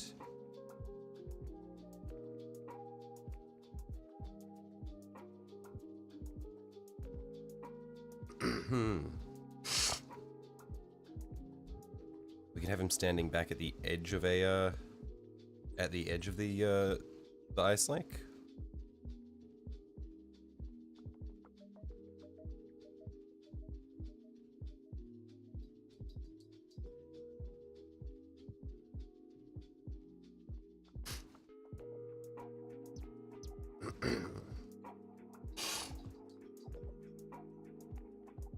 See, because if I stage it like he's at the edge of the ice lake, then we would have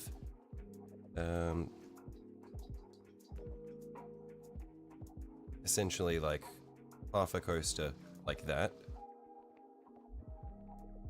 and then we'd have our rocks and shit out like here.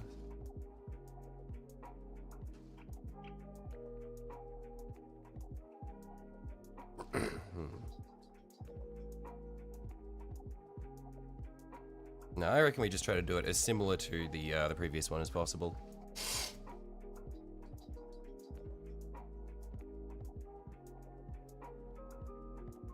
So that would mean coming back through here, getting some of our printed chunks.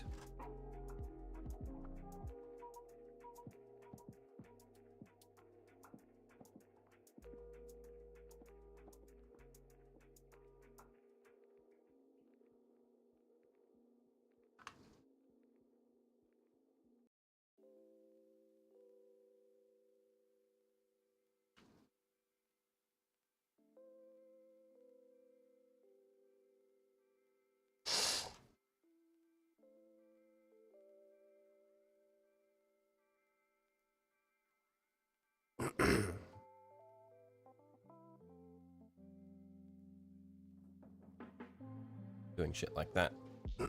I reckon that'll be good.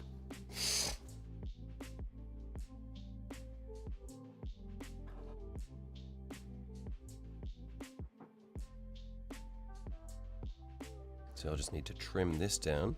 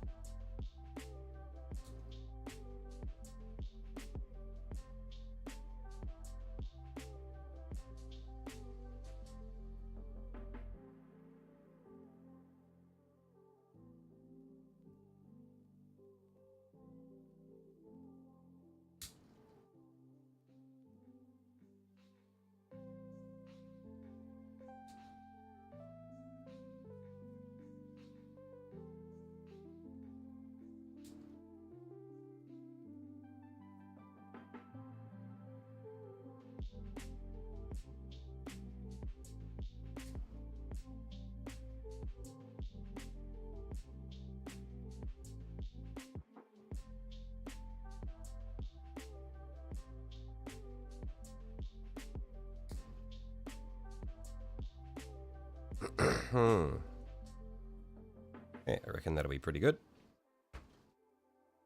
So I'll glue that on.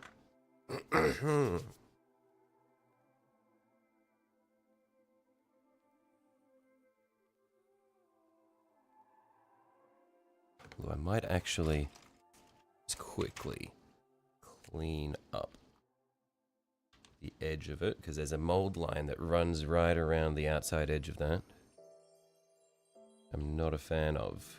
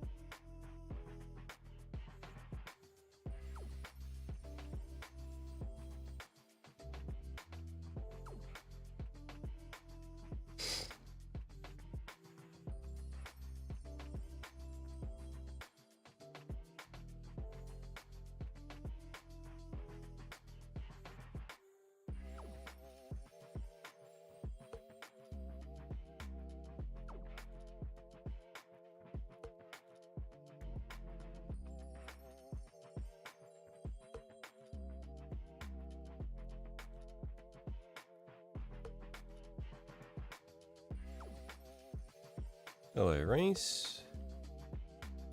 How you going, mate?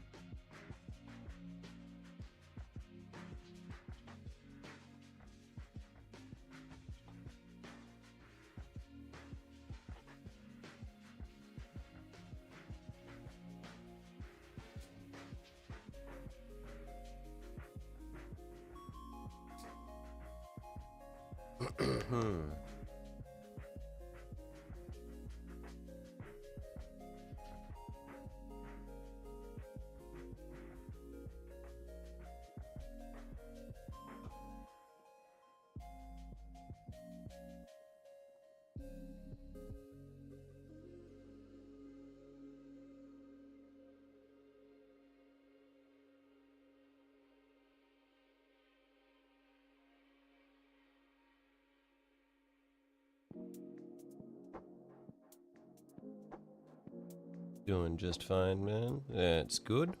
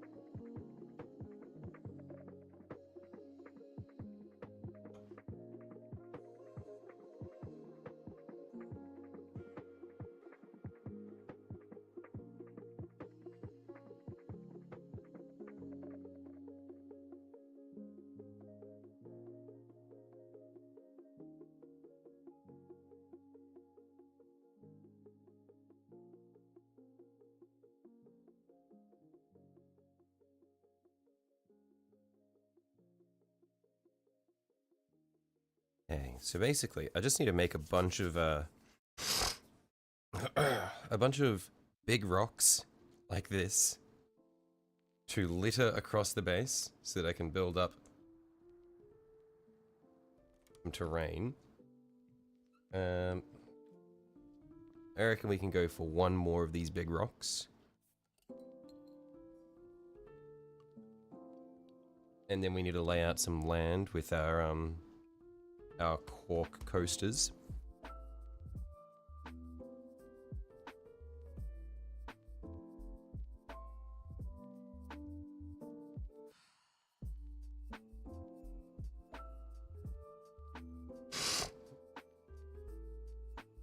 And then we should be able to start stacking skulls and stuff.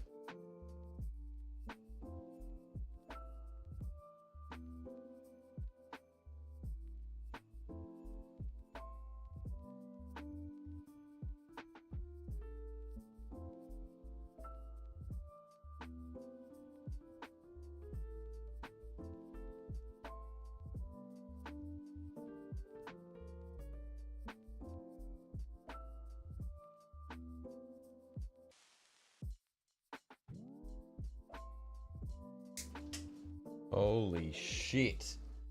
Where did that just go?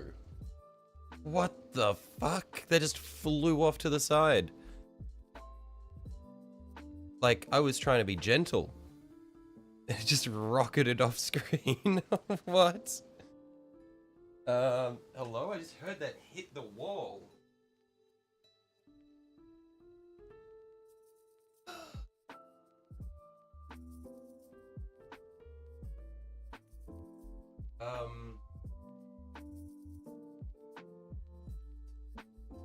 Hey. A large chunk of plastic has just gone missing in my room. I'll find that eventually.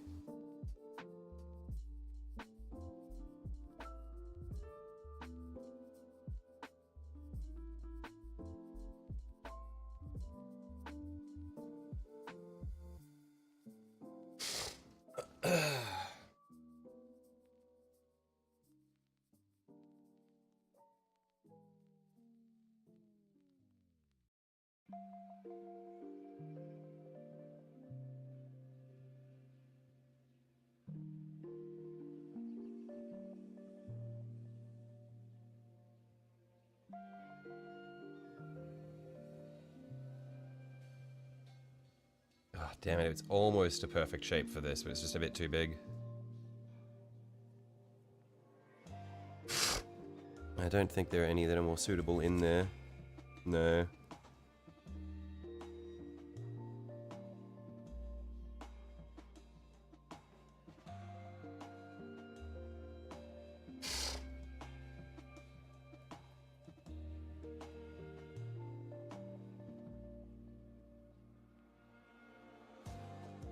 What if I put this here and then one of the small chunks like that? That could be good. Yeah, I like that.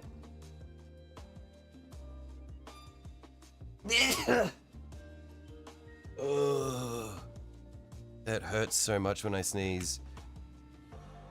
My throat is so fucked today. Ugh.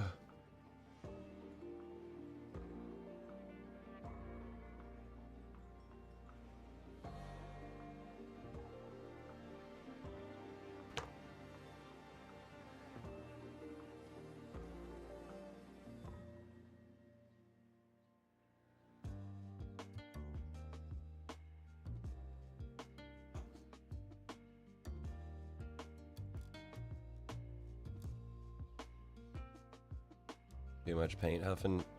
It's all water-based paints. I'm not huffing anything. I'm just diseased. Just cursed.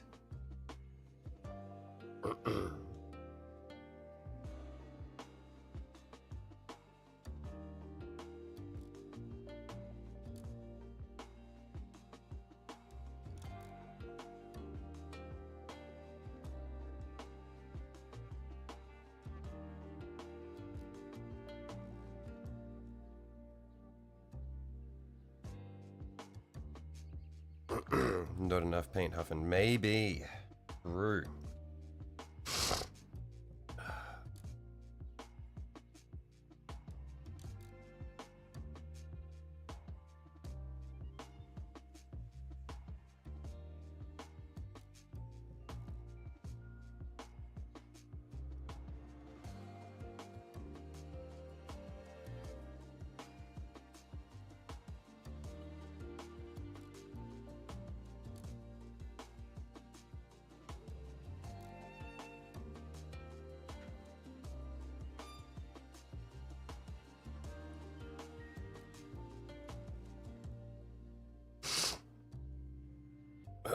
All that plastic cement. No, the problem is I haven't been able to huff any plastic cement because it's all super glue today.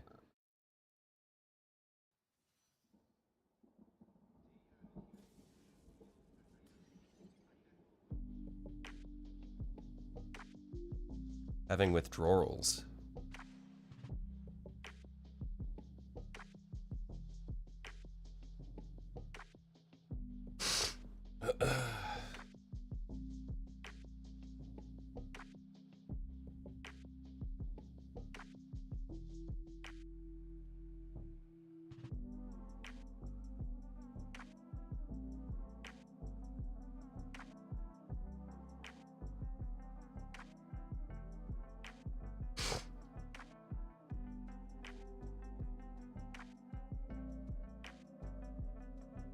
Okay.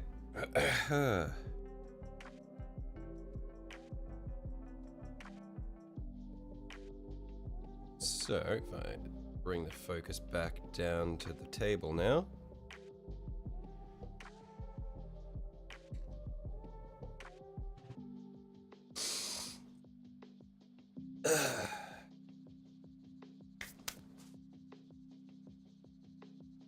Let's figure this shit out.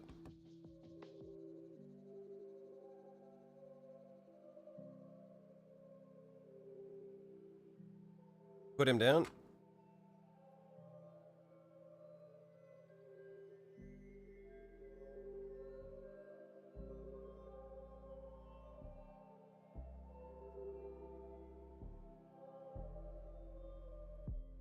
Our feet are going to be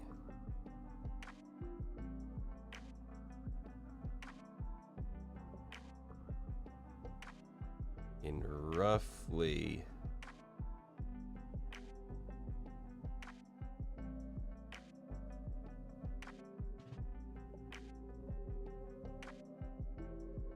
these spots here.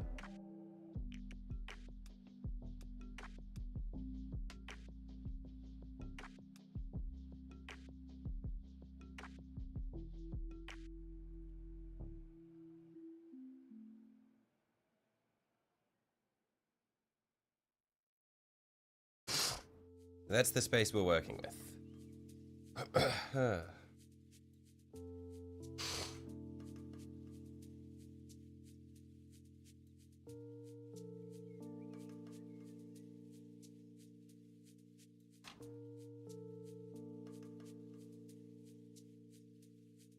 Now, I probably want to have a rock or something covering over this center point here.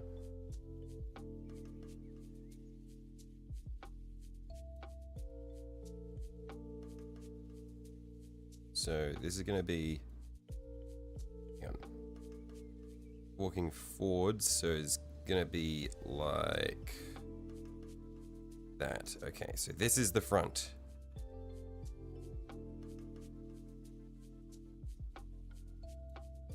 So it might just mark which side is going to be the front. That'll be here.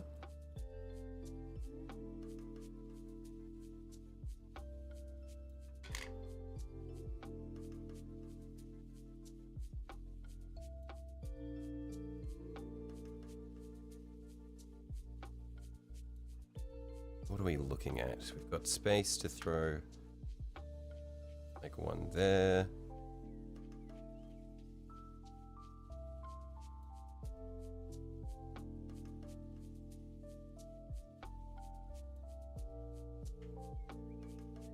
If I do something like this, or maybe I throw these along like that, that one can go in the middle, stepping over that.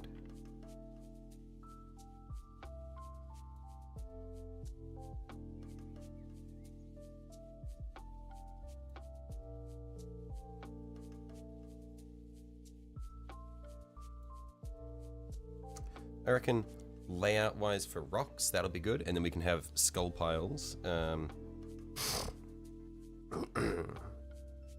Maybe for rocks we might not need quite this much. We can probably take that one out and then do some cork there and have a skull pile going over here.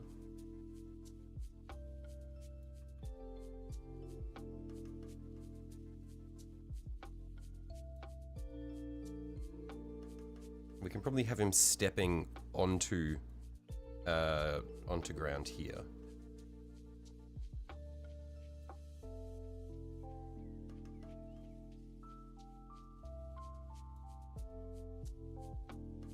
And maybe have like a skull pile rising up over this toast that I can hide the fact that it's not painted. Blazing red will be the next 4 hours of your life. My condolences.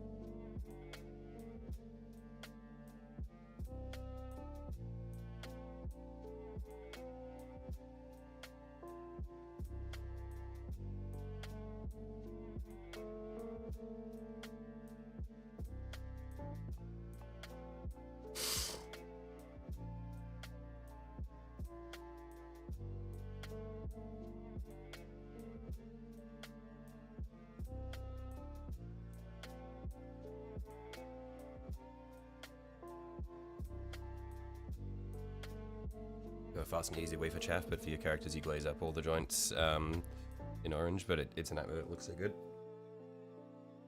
Yeah, I mean, like, that's the thing is you've got to have two things for your army. It's like you've got your easy one that you can just smash out all your line units, but then you do want to go like the extra mile for your characters. So it looks good, but it sucks.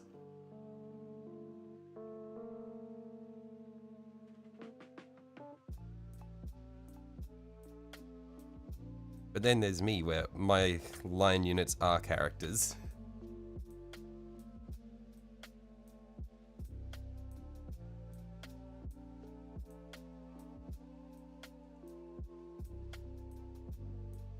And so that should fit nicely in the middle there. Yep.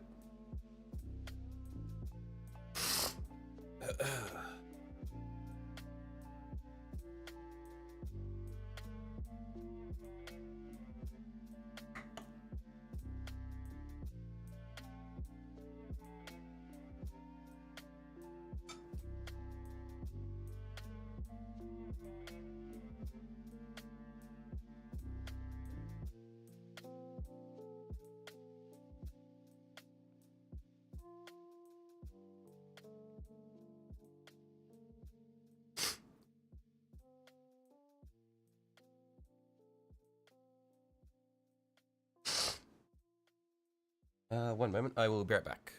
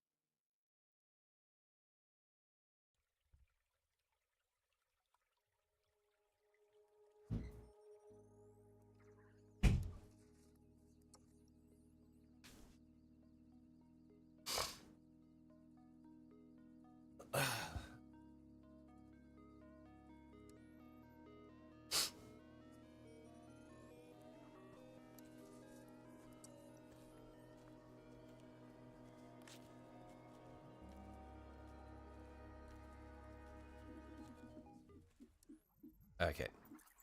So, what are we doing? Probably want to tear up the edge of this a little bit. Use the back of the blade so that it sort of rips rather than cutting. Actually, at that point, no, that's not going to work. We'll just peel it. So I don't want it to have that super smooth edge.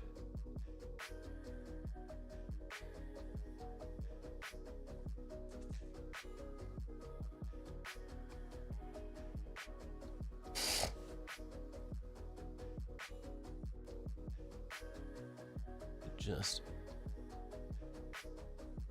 take off this outside segment.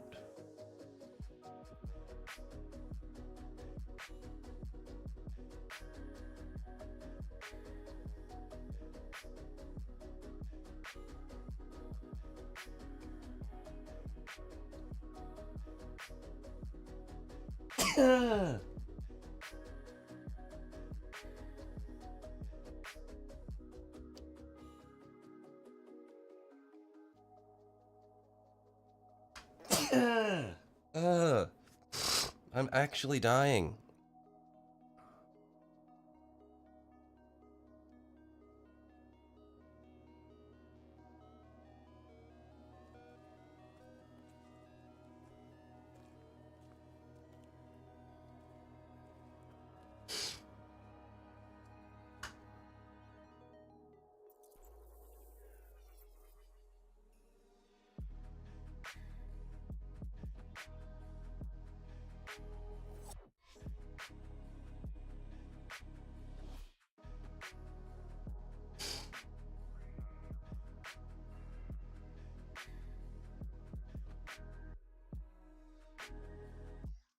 Okay, so we'll stack these two on top of each other.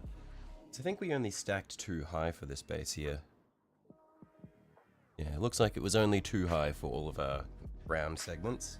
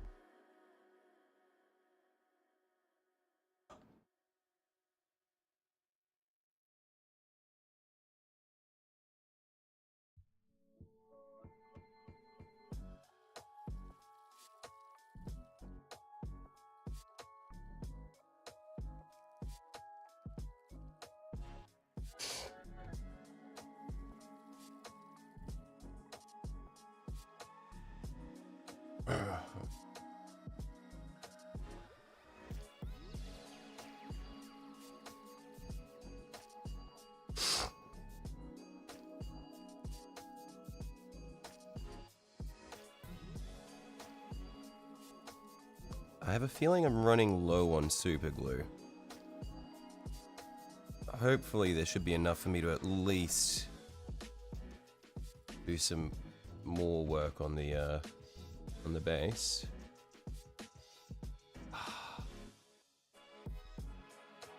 Yeah.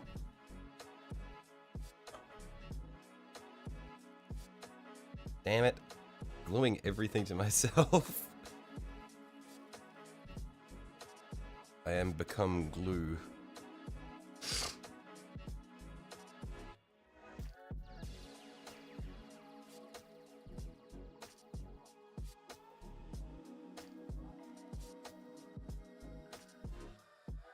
Okay, yeah, we'll have it hang over the edge a bit, and then once it's set on there, we can come back through and tear up the little bits that are hanging over the side.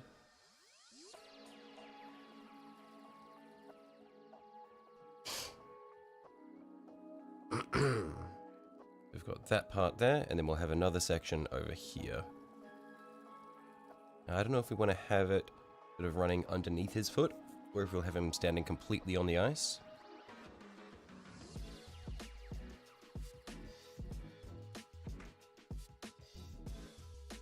'Cause essentially, we could probably have... Yeah, we don't necessarily need to have him standing on all on ice. I reckon we could do like that.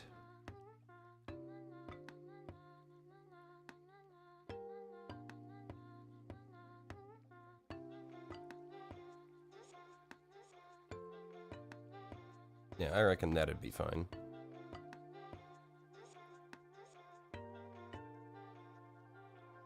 And then we can have like a skull pile here. Yeah, I reckon that'll be good. Again, we just want to peel the very outer edge off so that we don't have that very clean rim on it.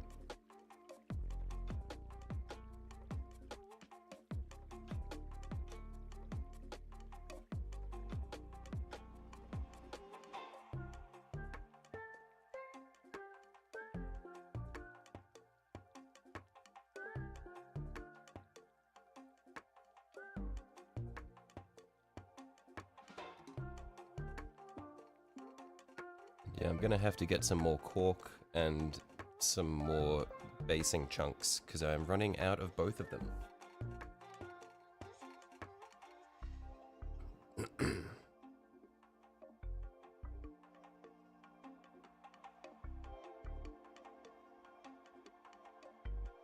Then yeah, I reckon we put that one there.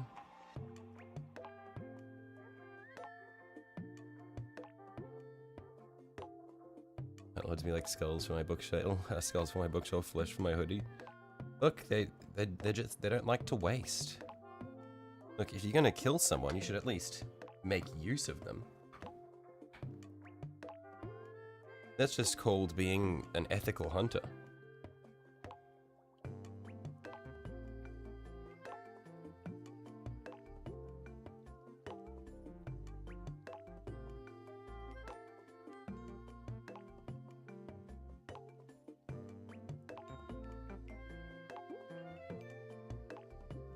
Oh man, I am really running out of super glue here.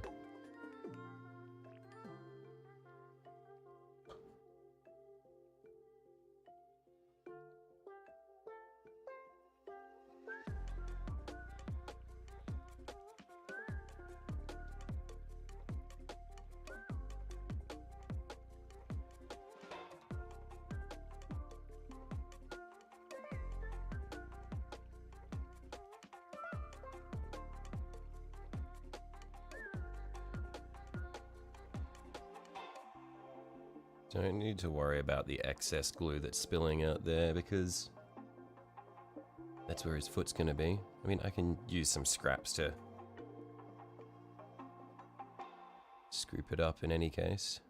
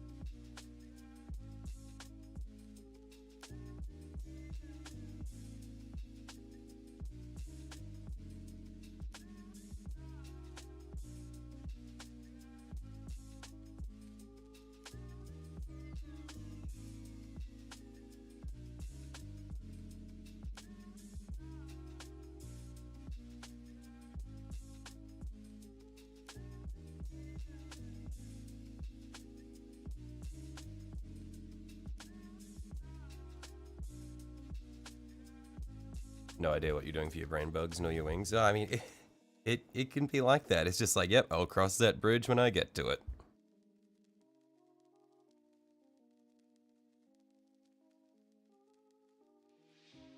That's the right way to do it. Just entrust it to future you, and then you'll figure it out at the time.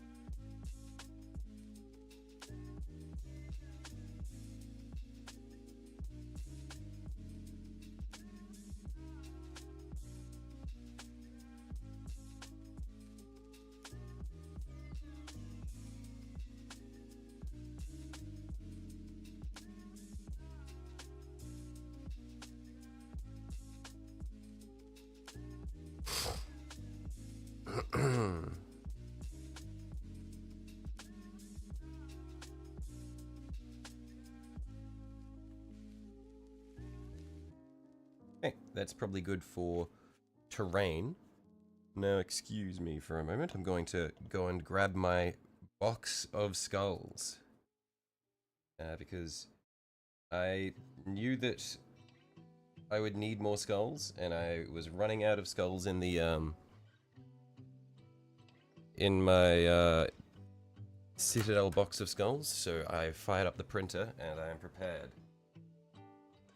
One sec.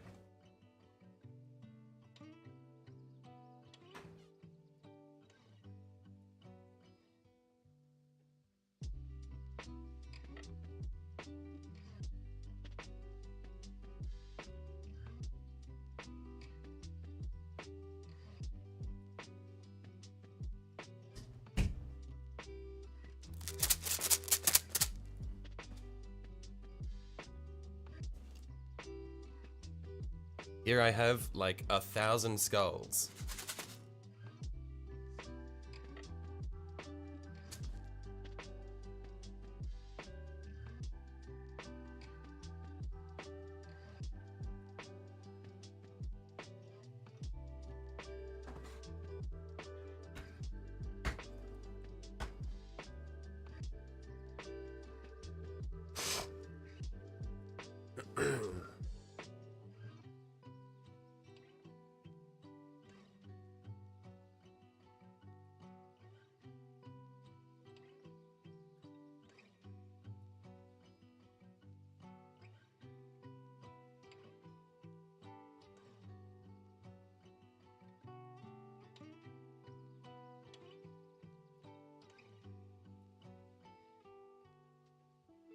So, I'm thinking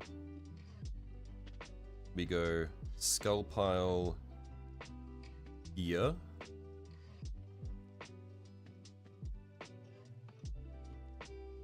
And here. Then we can put some skulls elsewhere.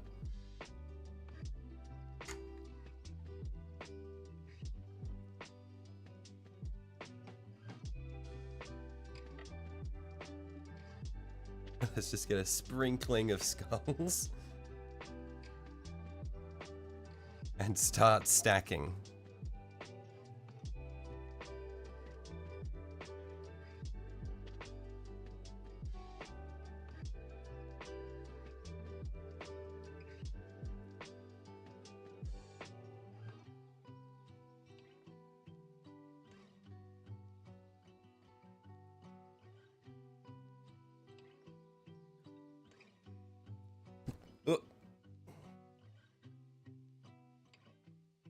I've already dropped a skull.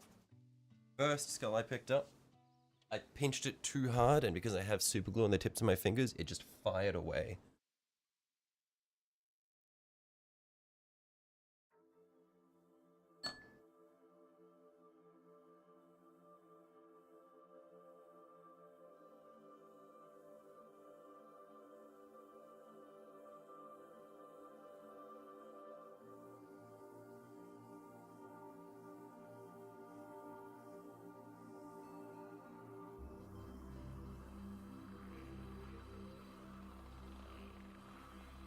I'm thinking, let's just put a blob of glue along here.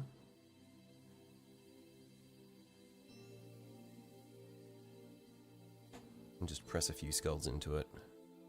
Since this is going to be the base of the pile, we don't need to worry too much about being clean with it. We're just trying to build a foundation.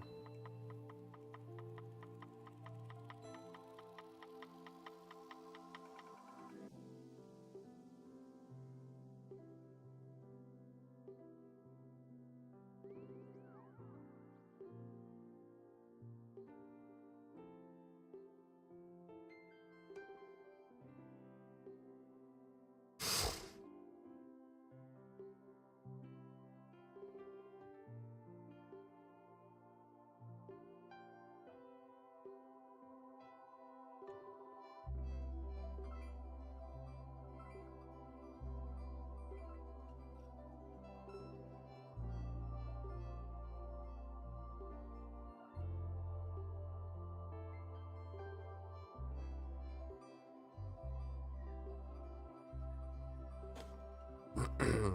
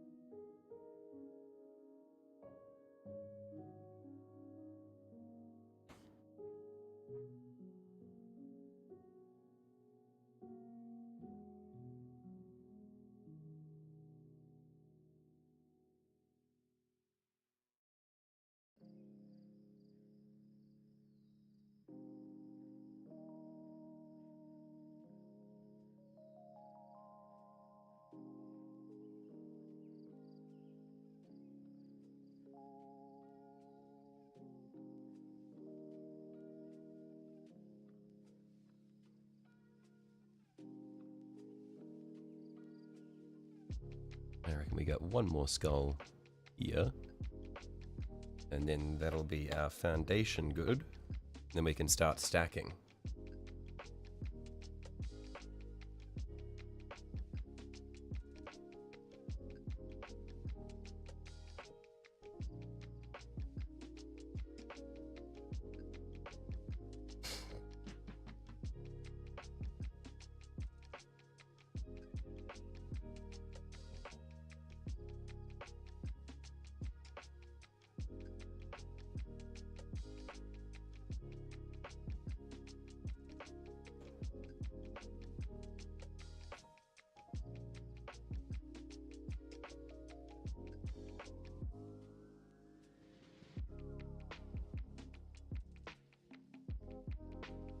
Although, shit, I'm noticing now that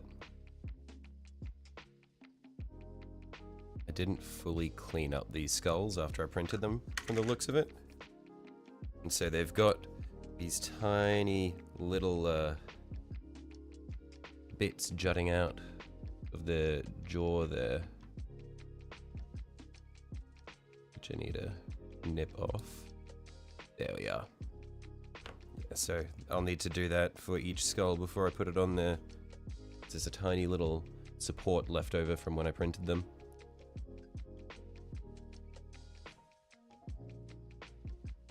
Doesn't matter too much for the ones down at the bottom, but as I go up, that will become important.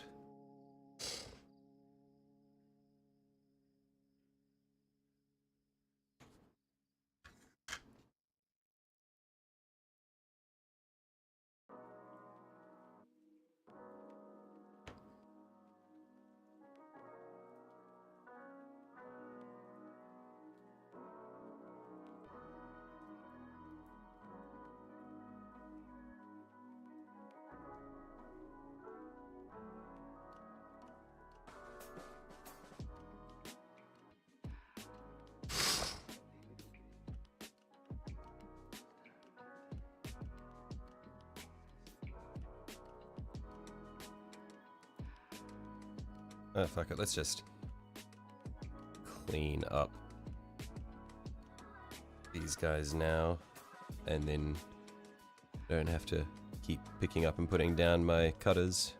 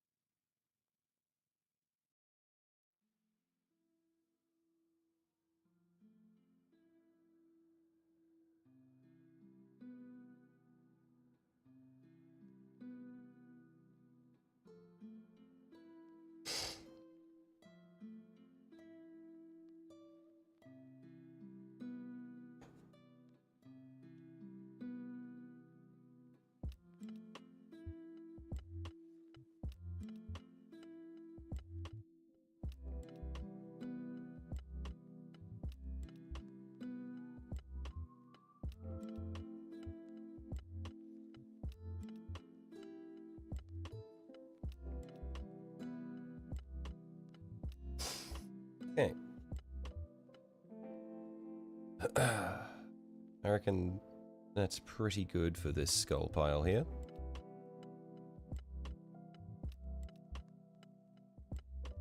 Nice little one to put at the front.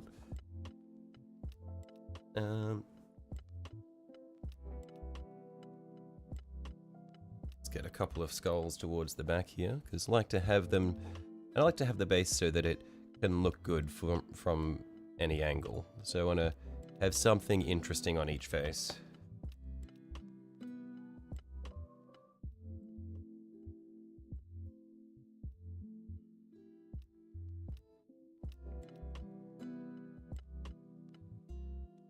I thought about doing some mud or rainfall puddle or puddles all around. Yeah. I could do that in the future, but I'm looking to do the same sort of base as what I've got on this guy here. So it wouldn't really be the sort of thing that I'd like. It wouldn't really fit in a frozen base, but that could be a good one to do. Like, for my Tyranids, I have muddy bases, because they're, like, in a toxic bog.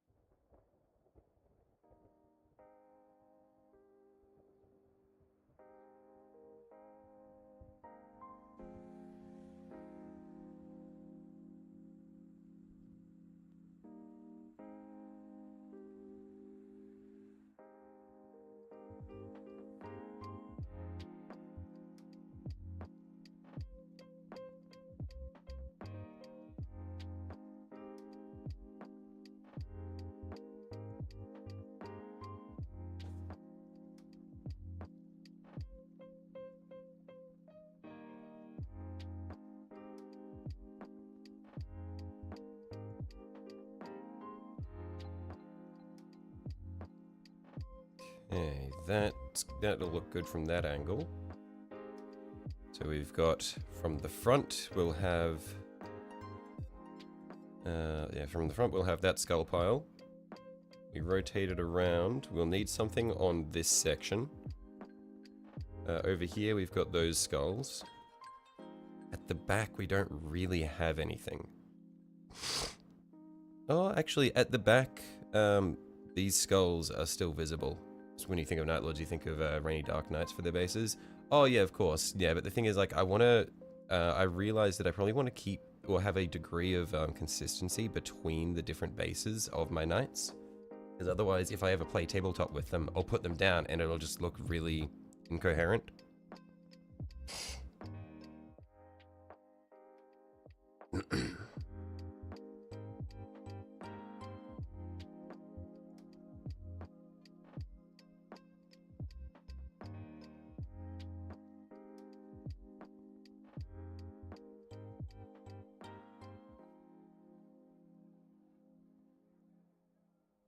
Then I'll need something for this angle here.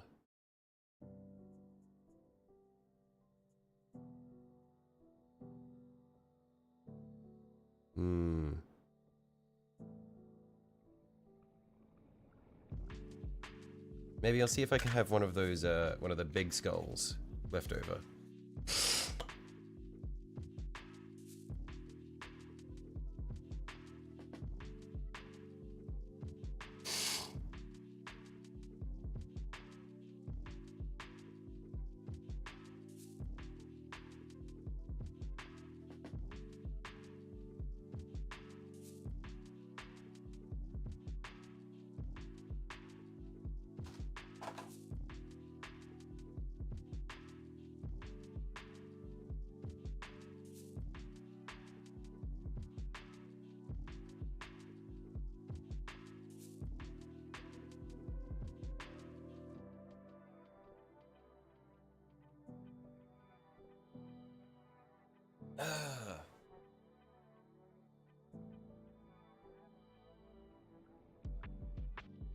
Okay, so from here...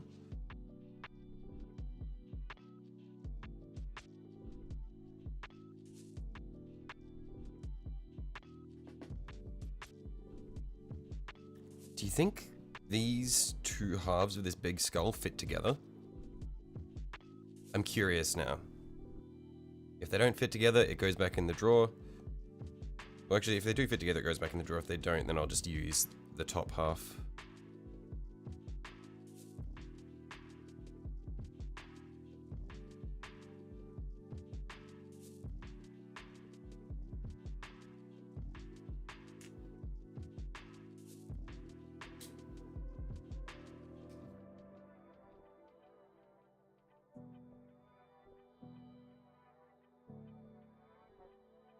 Okay. It looks like they... okay, they do. Actually, they fit together really nicely. I think I'll use this. It's a great skull. Holy shit. That's awesome.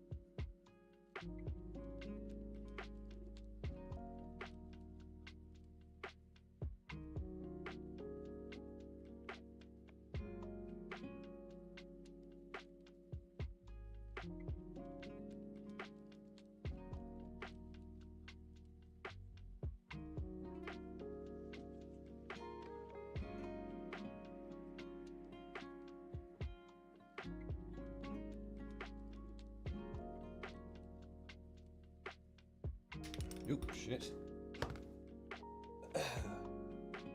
Okay, so let's glue that together. And find a spot to put it.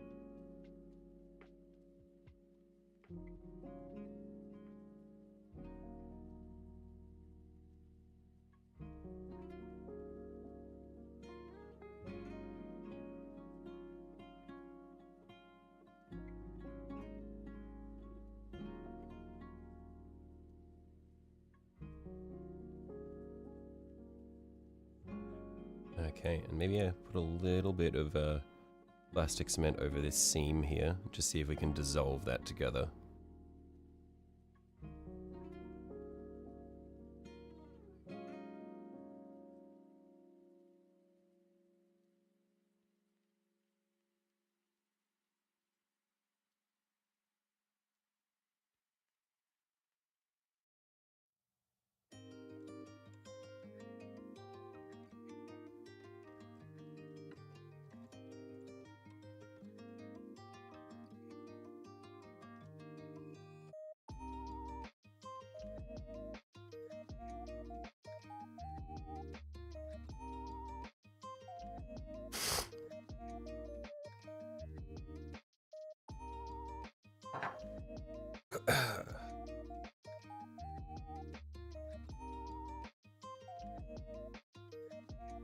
Okay, so where do we want to put this skull?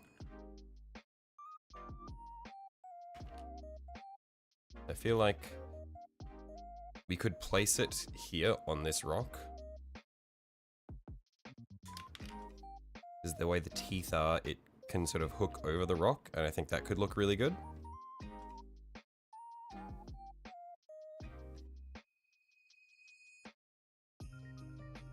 Otherwise,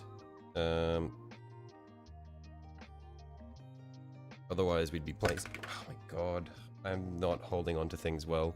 Otherwise, we'd be placing it over here. I think it would be good on the rock.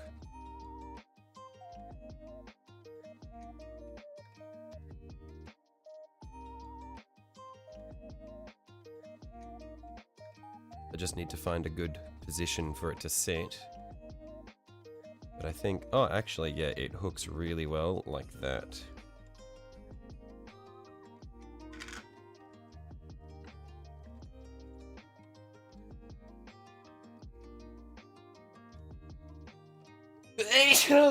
Oh.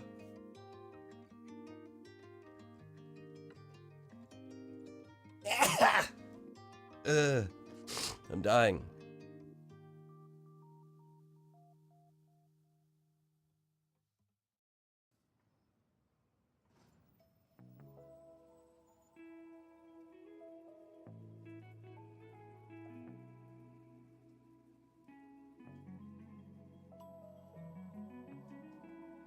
Okay. Hopefully, we have glue that will catch there.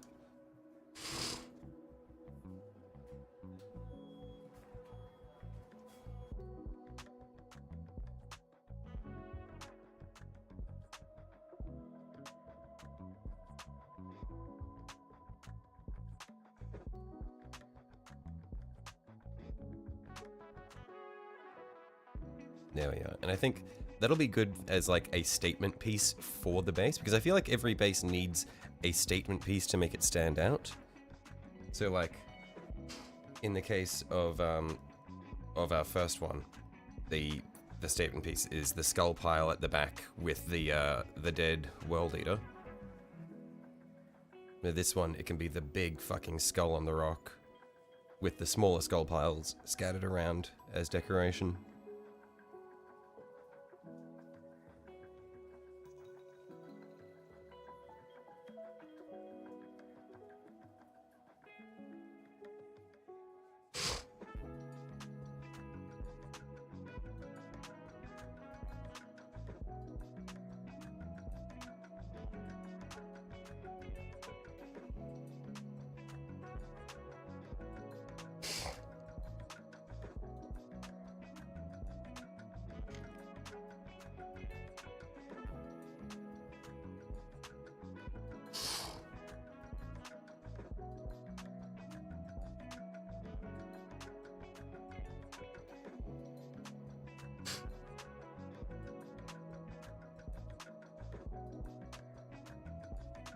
So,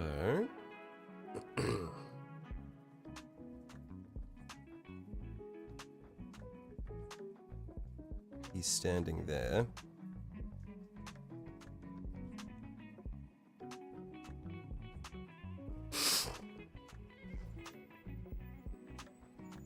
I reckon over here, we're gonna want to have some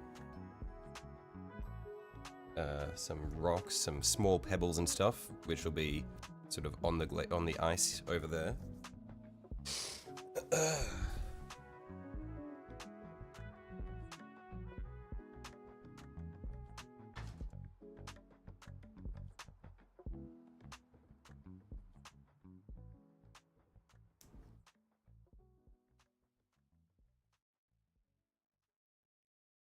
So we'll get a bit of PVA glue there.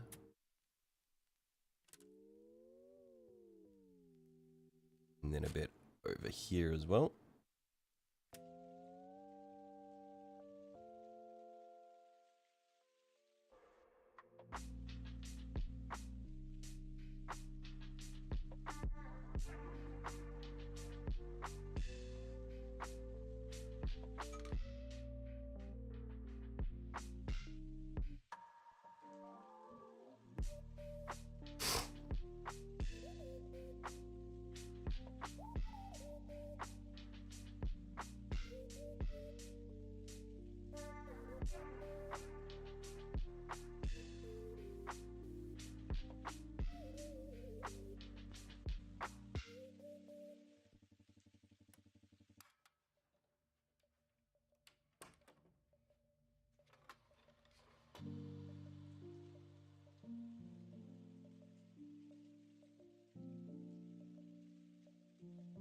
Then we just move all this around. And some of this should catch.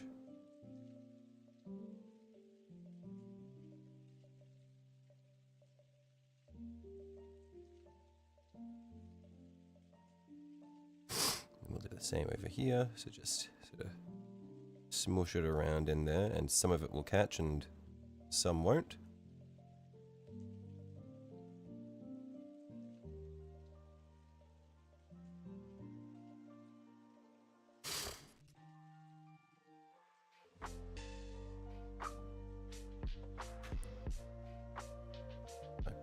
Up.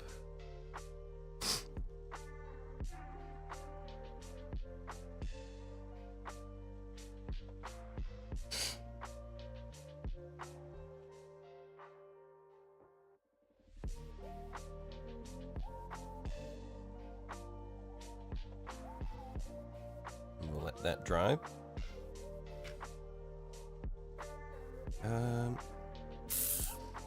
Spin around over here.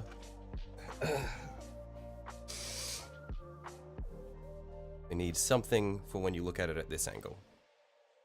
So we'll get a few more skulls on there, I reckon. Not a lot, because we'll put a plant there as well. Well, actually, I could put a few plants there.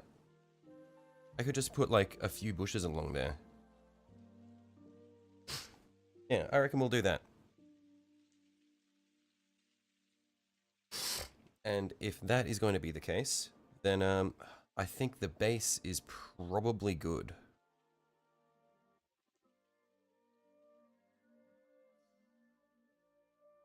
And so I'll just sort of come along around the edge here.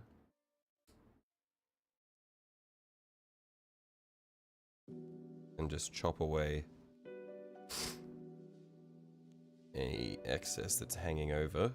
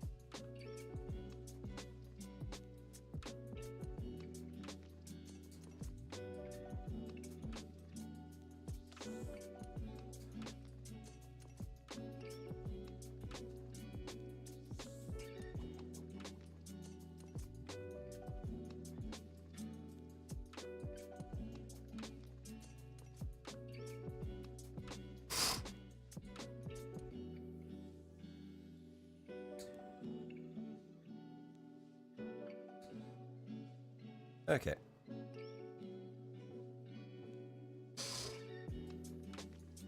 Yeah, I'm happy with this one. It's a little bit simpler than the other one, but the mini in general is a little bit simpler than the other one. Then we're gonna have the feet like that, and then once we've got it painted, we'll put a few bushes along here. So we've got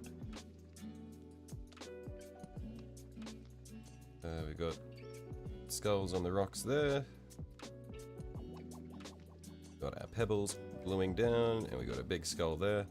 Overall, I reckon that's gonna be pretty good.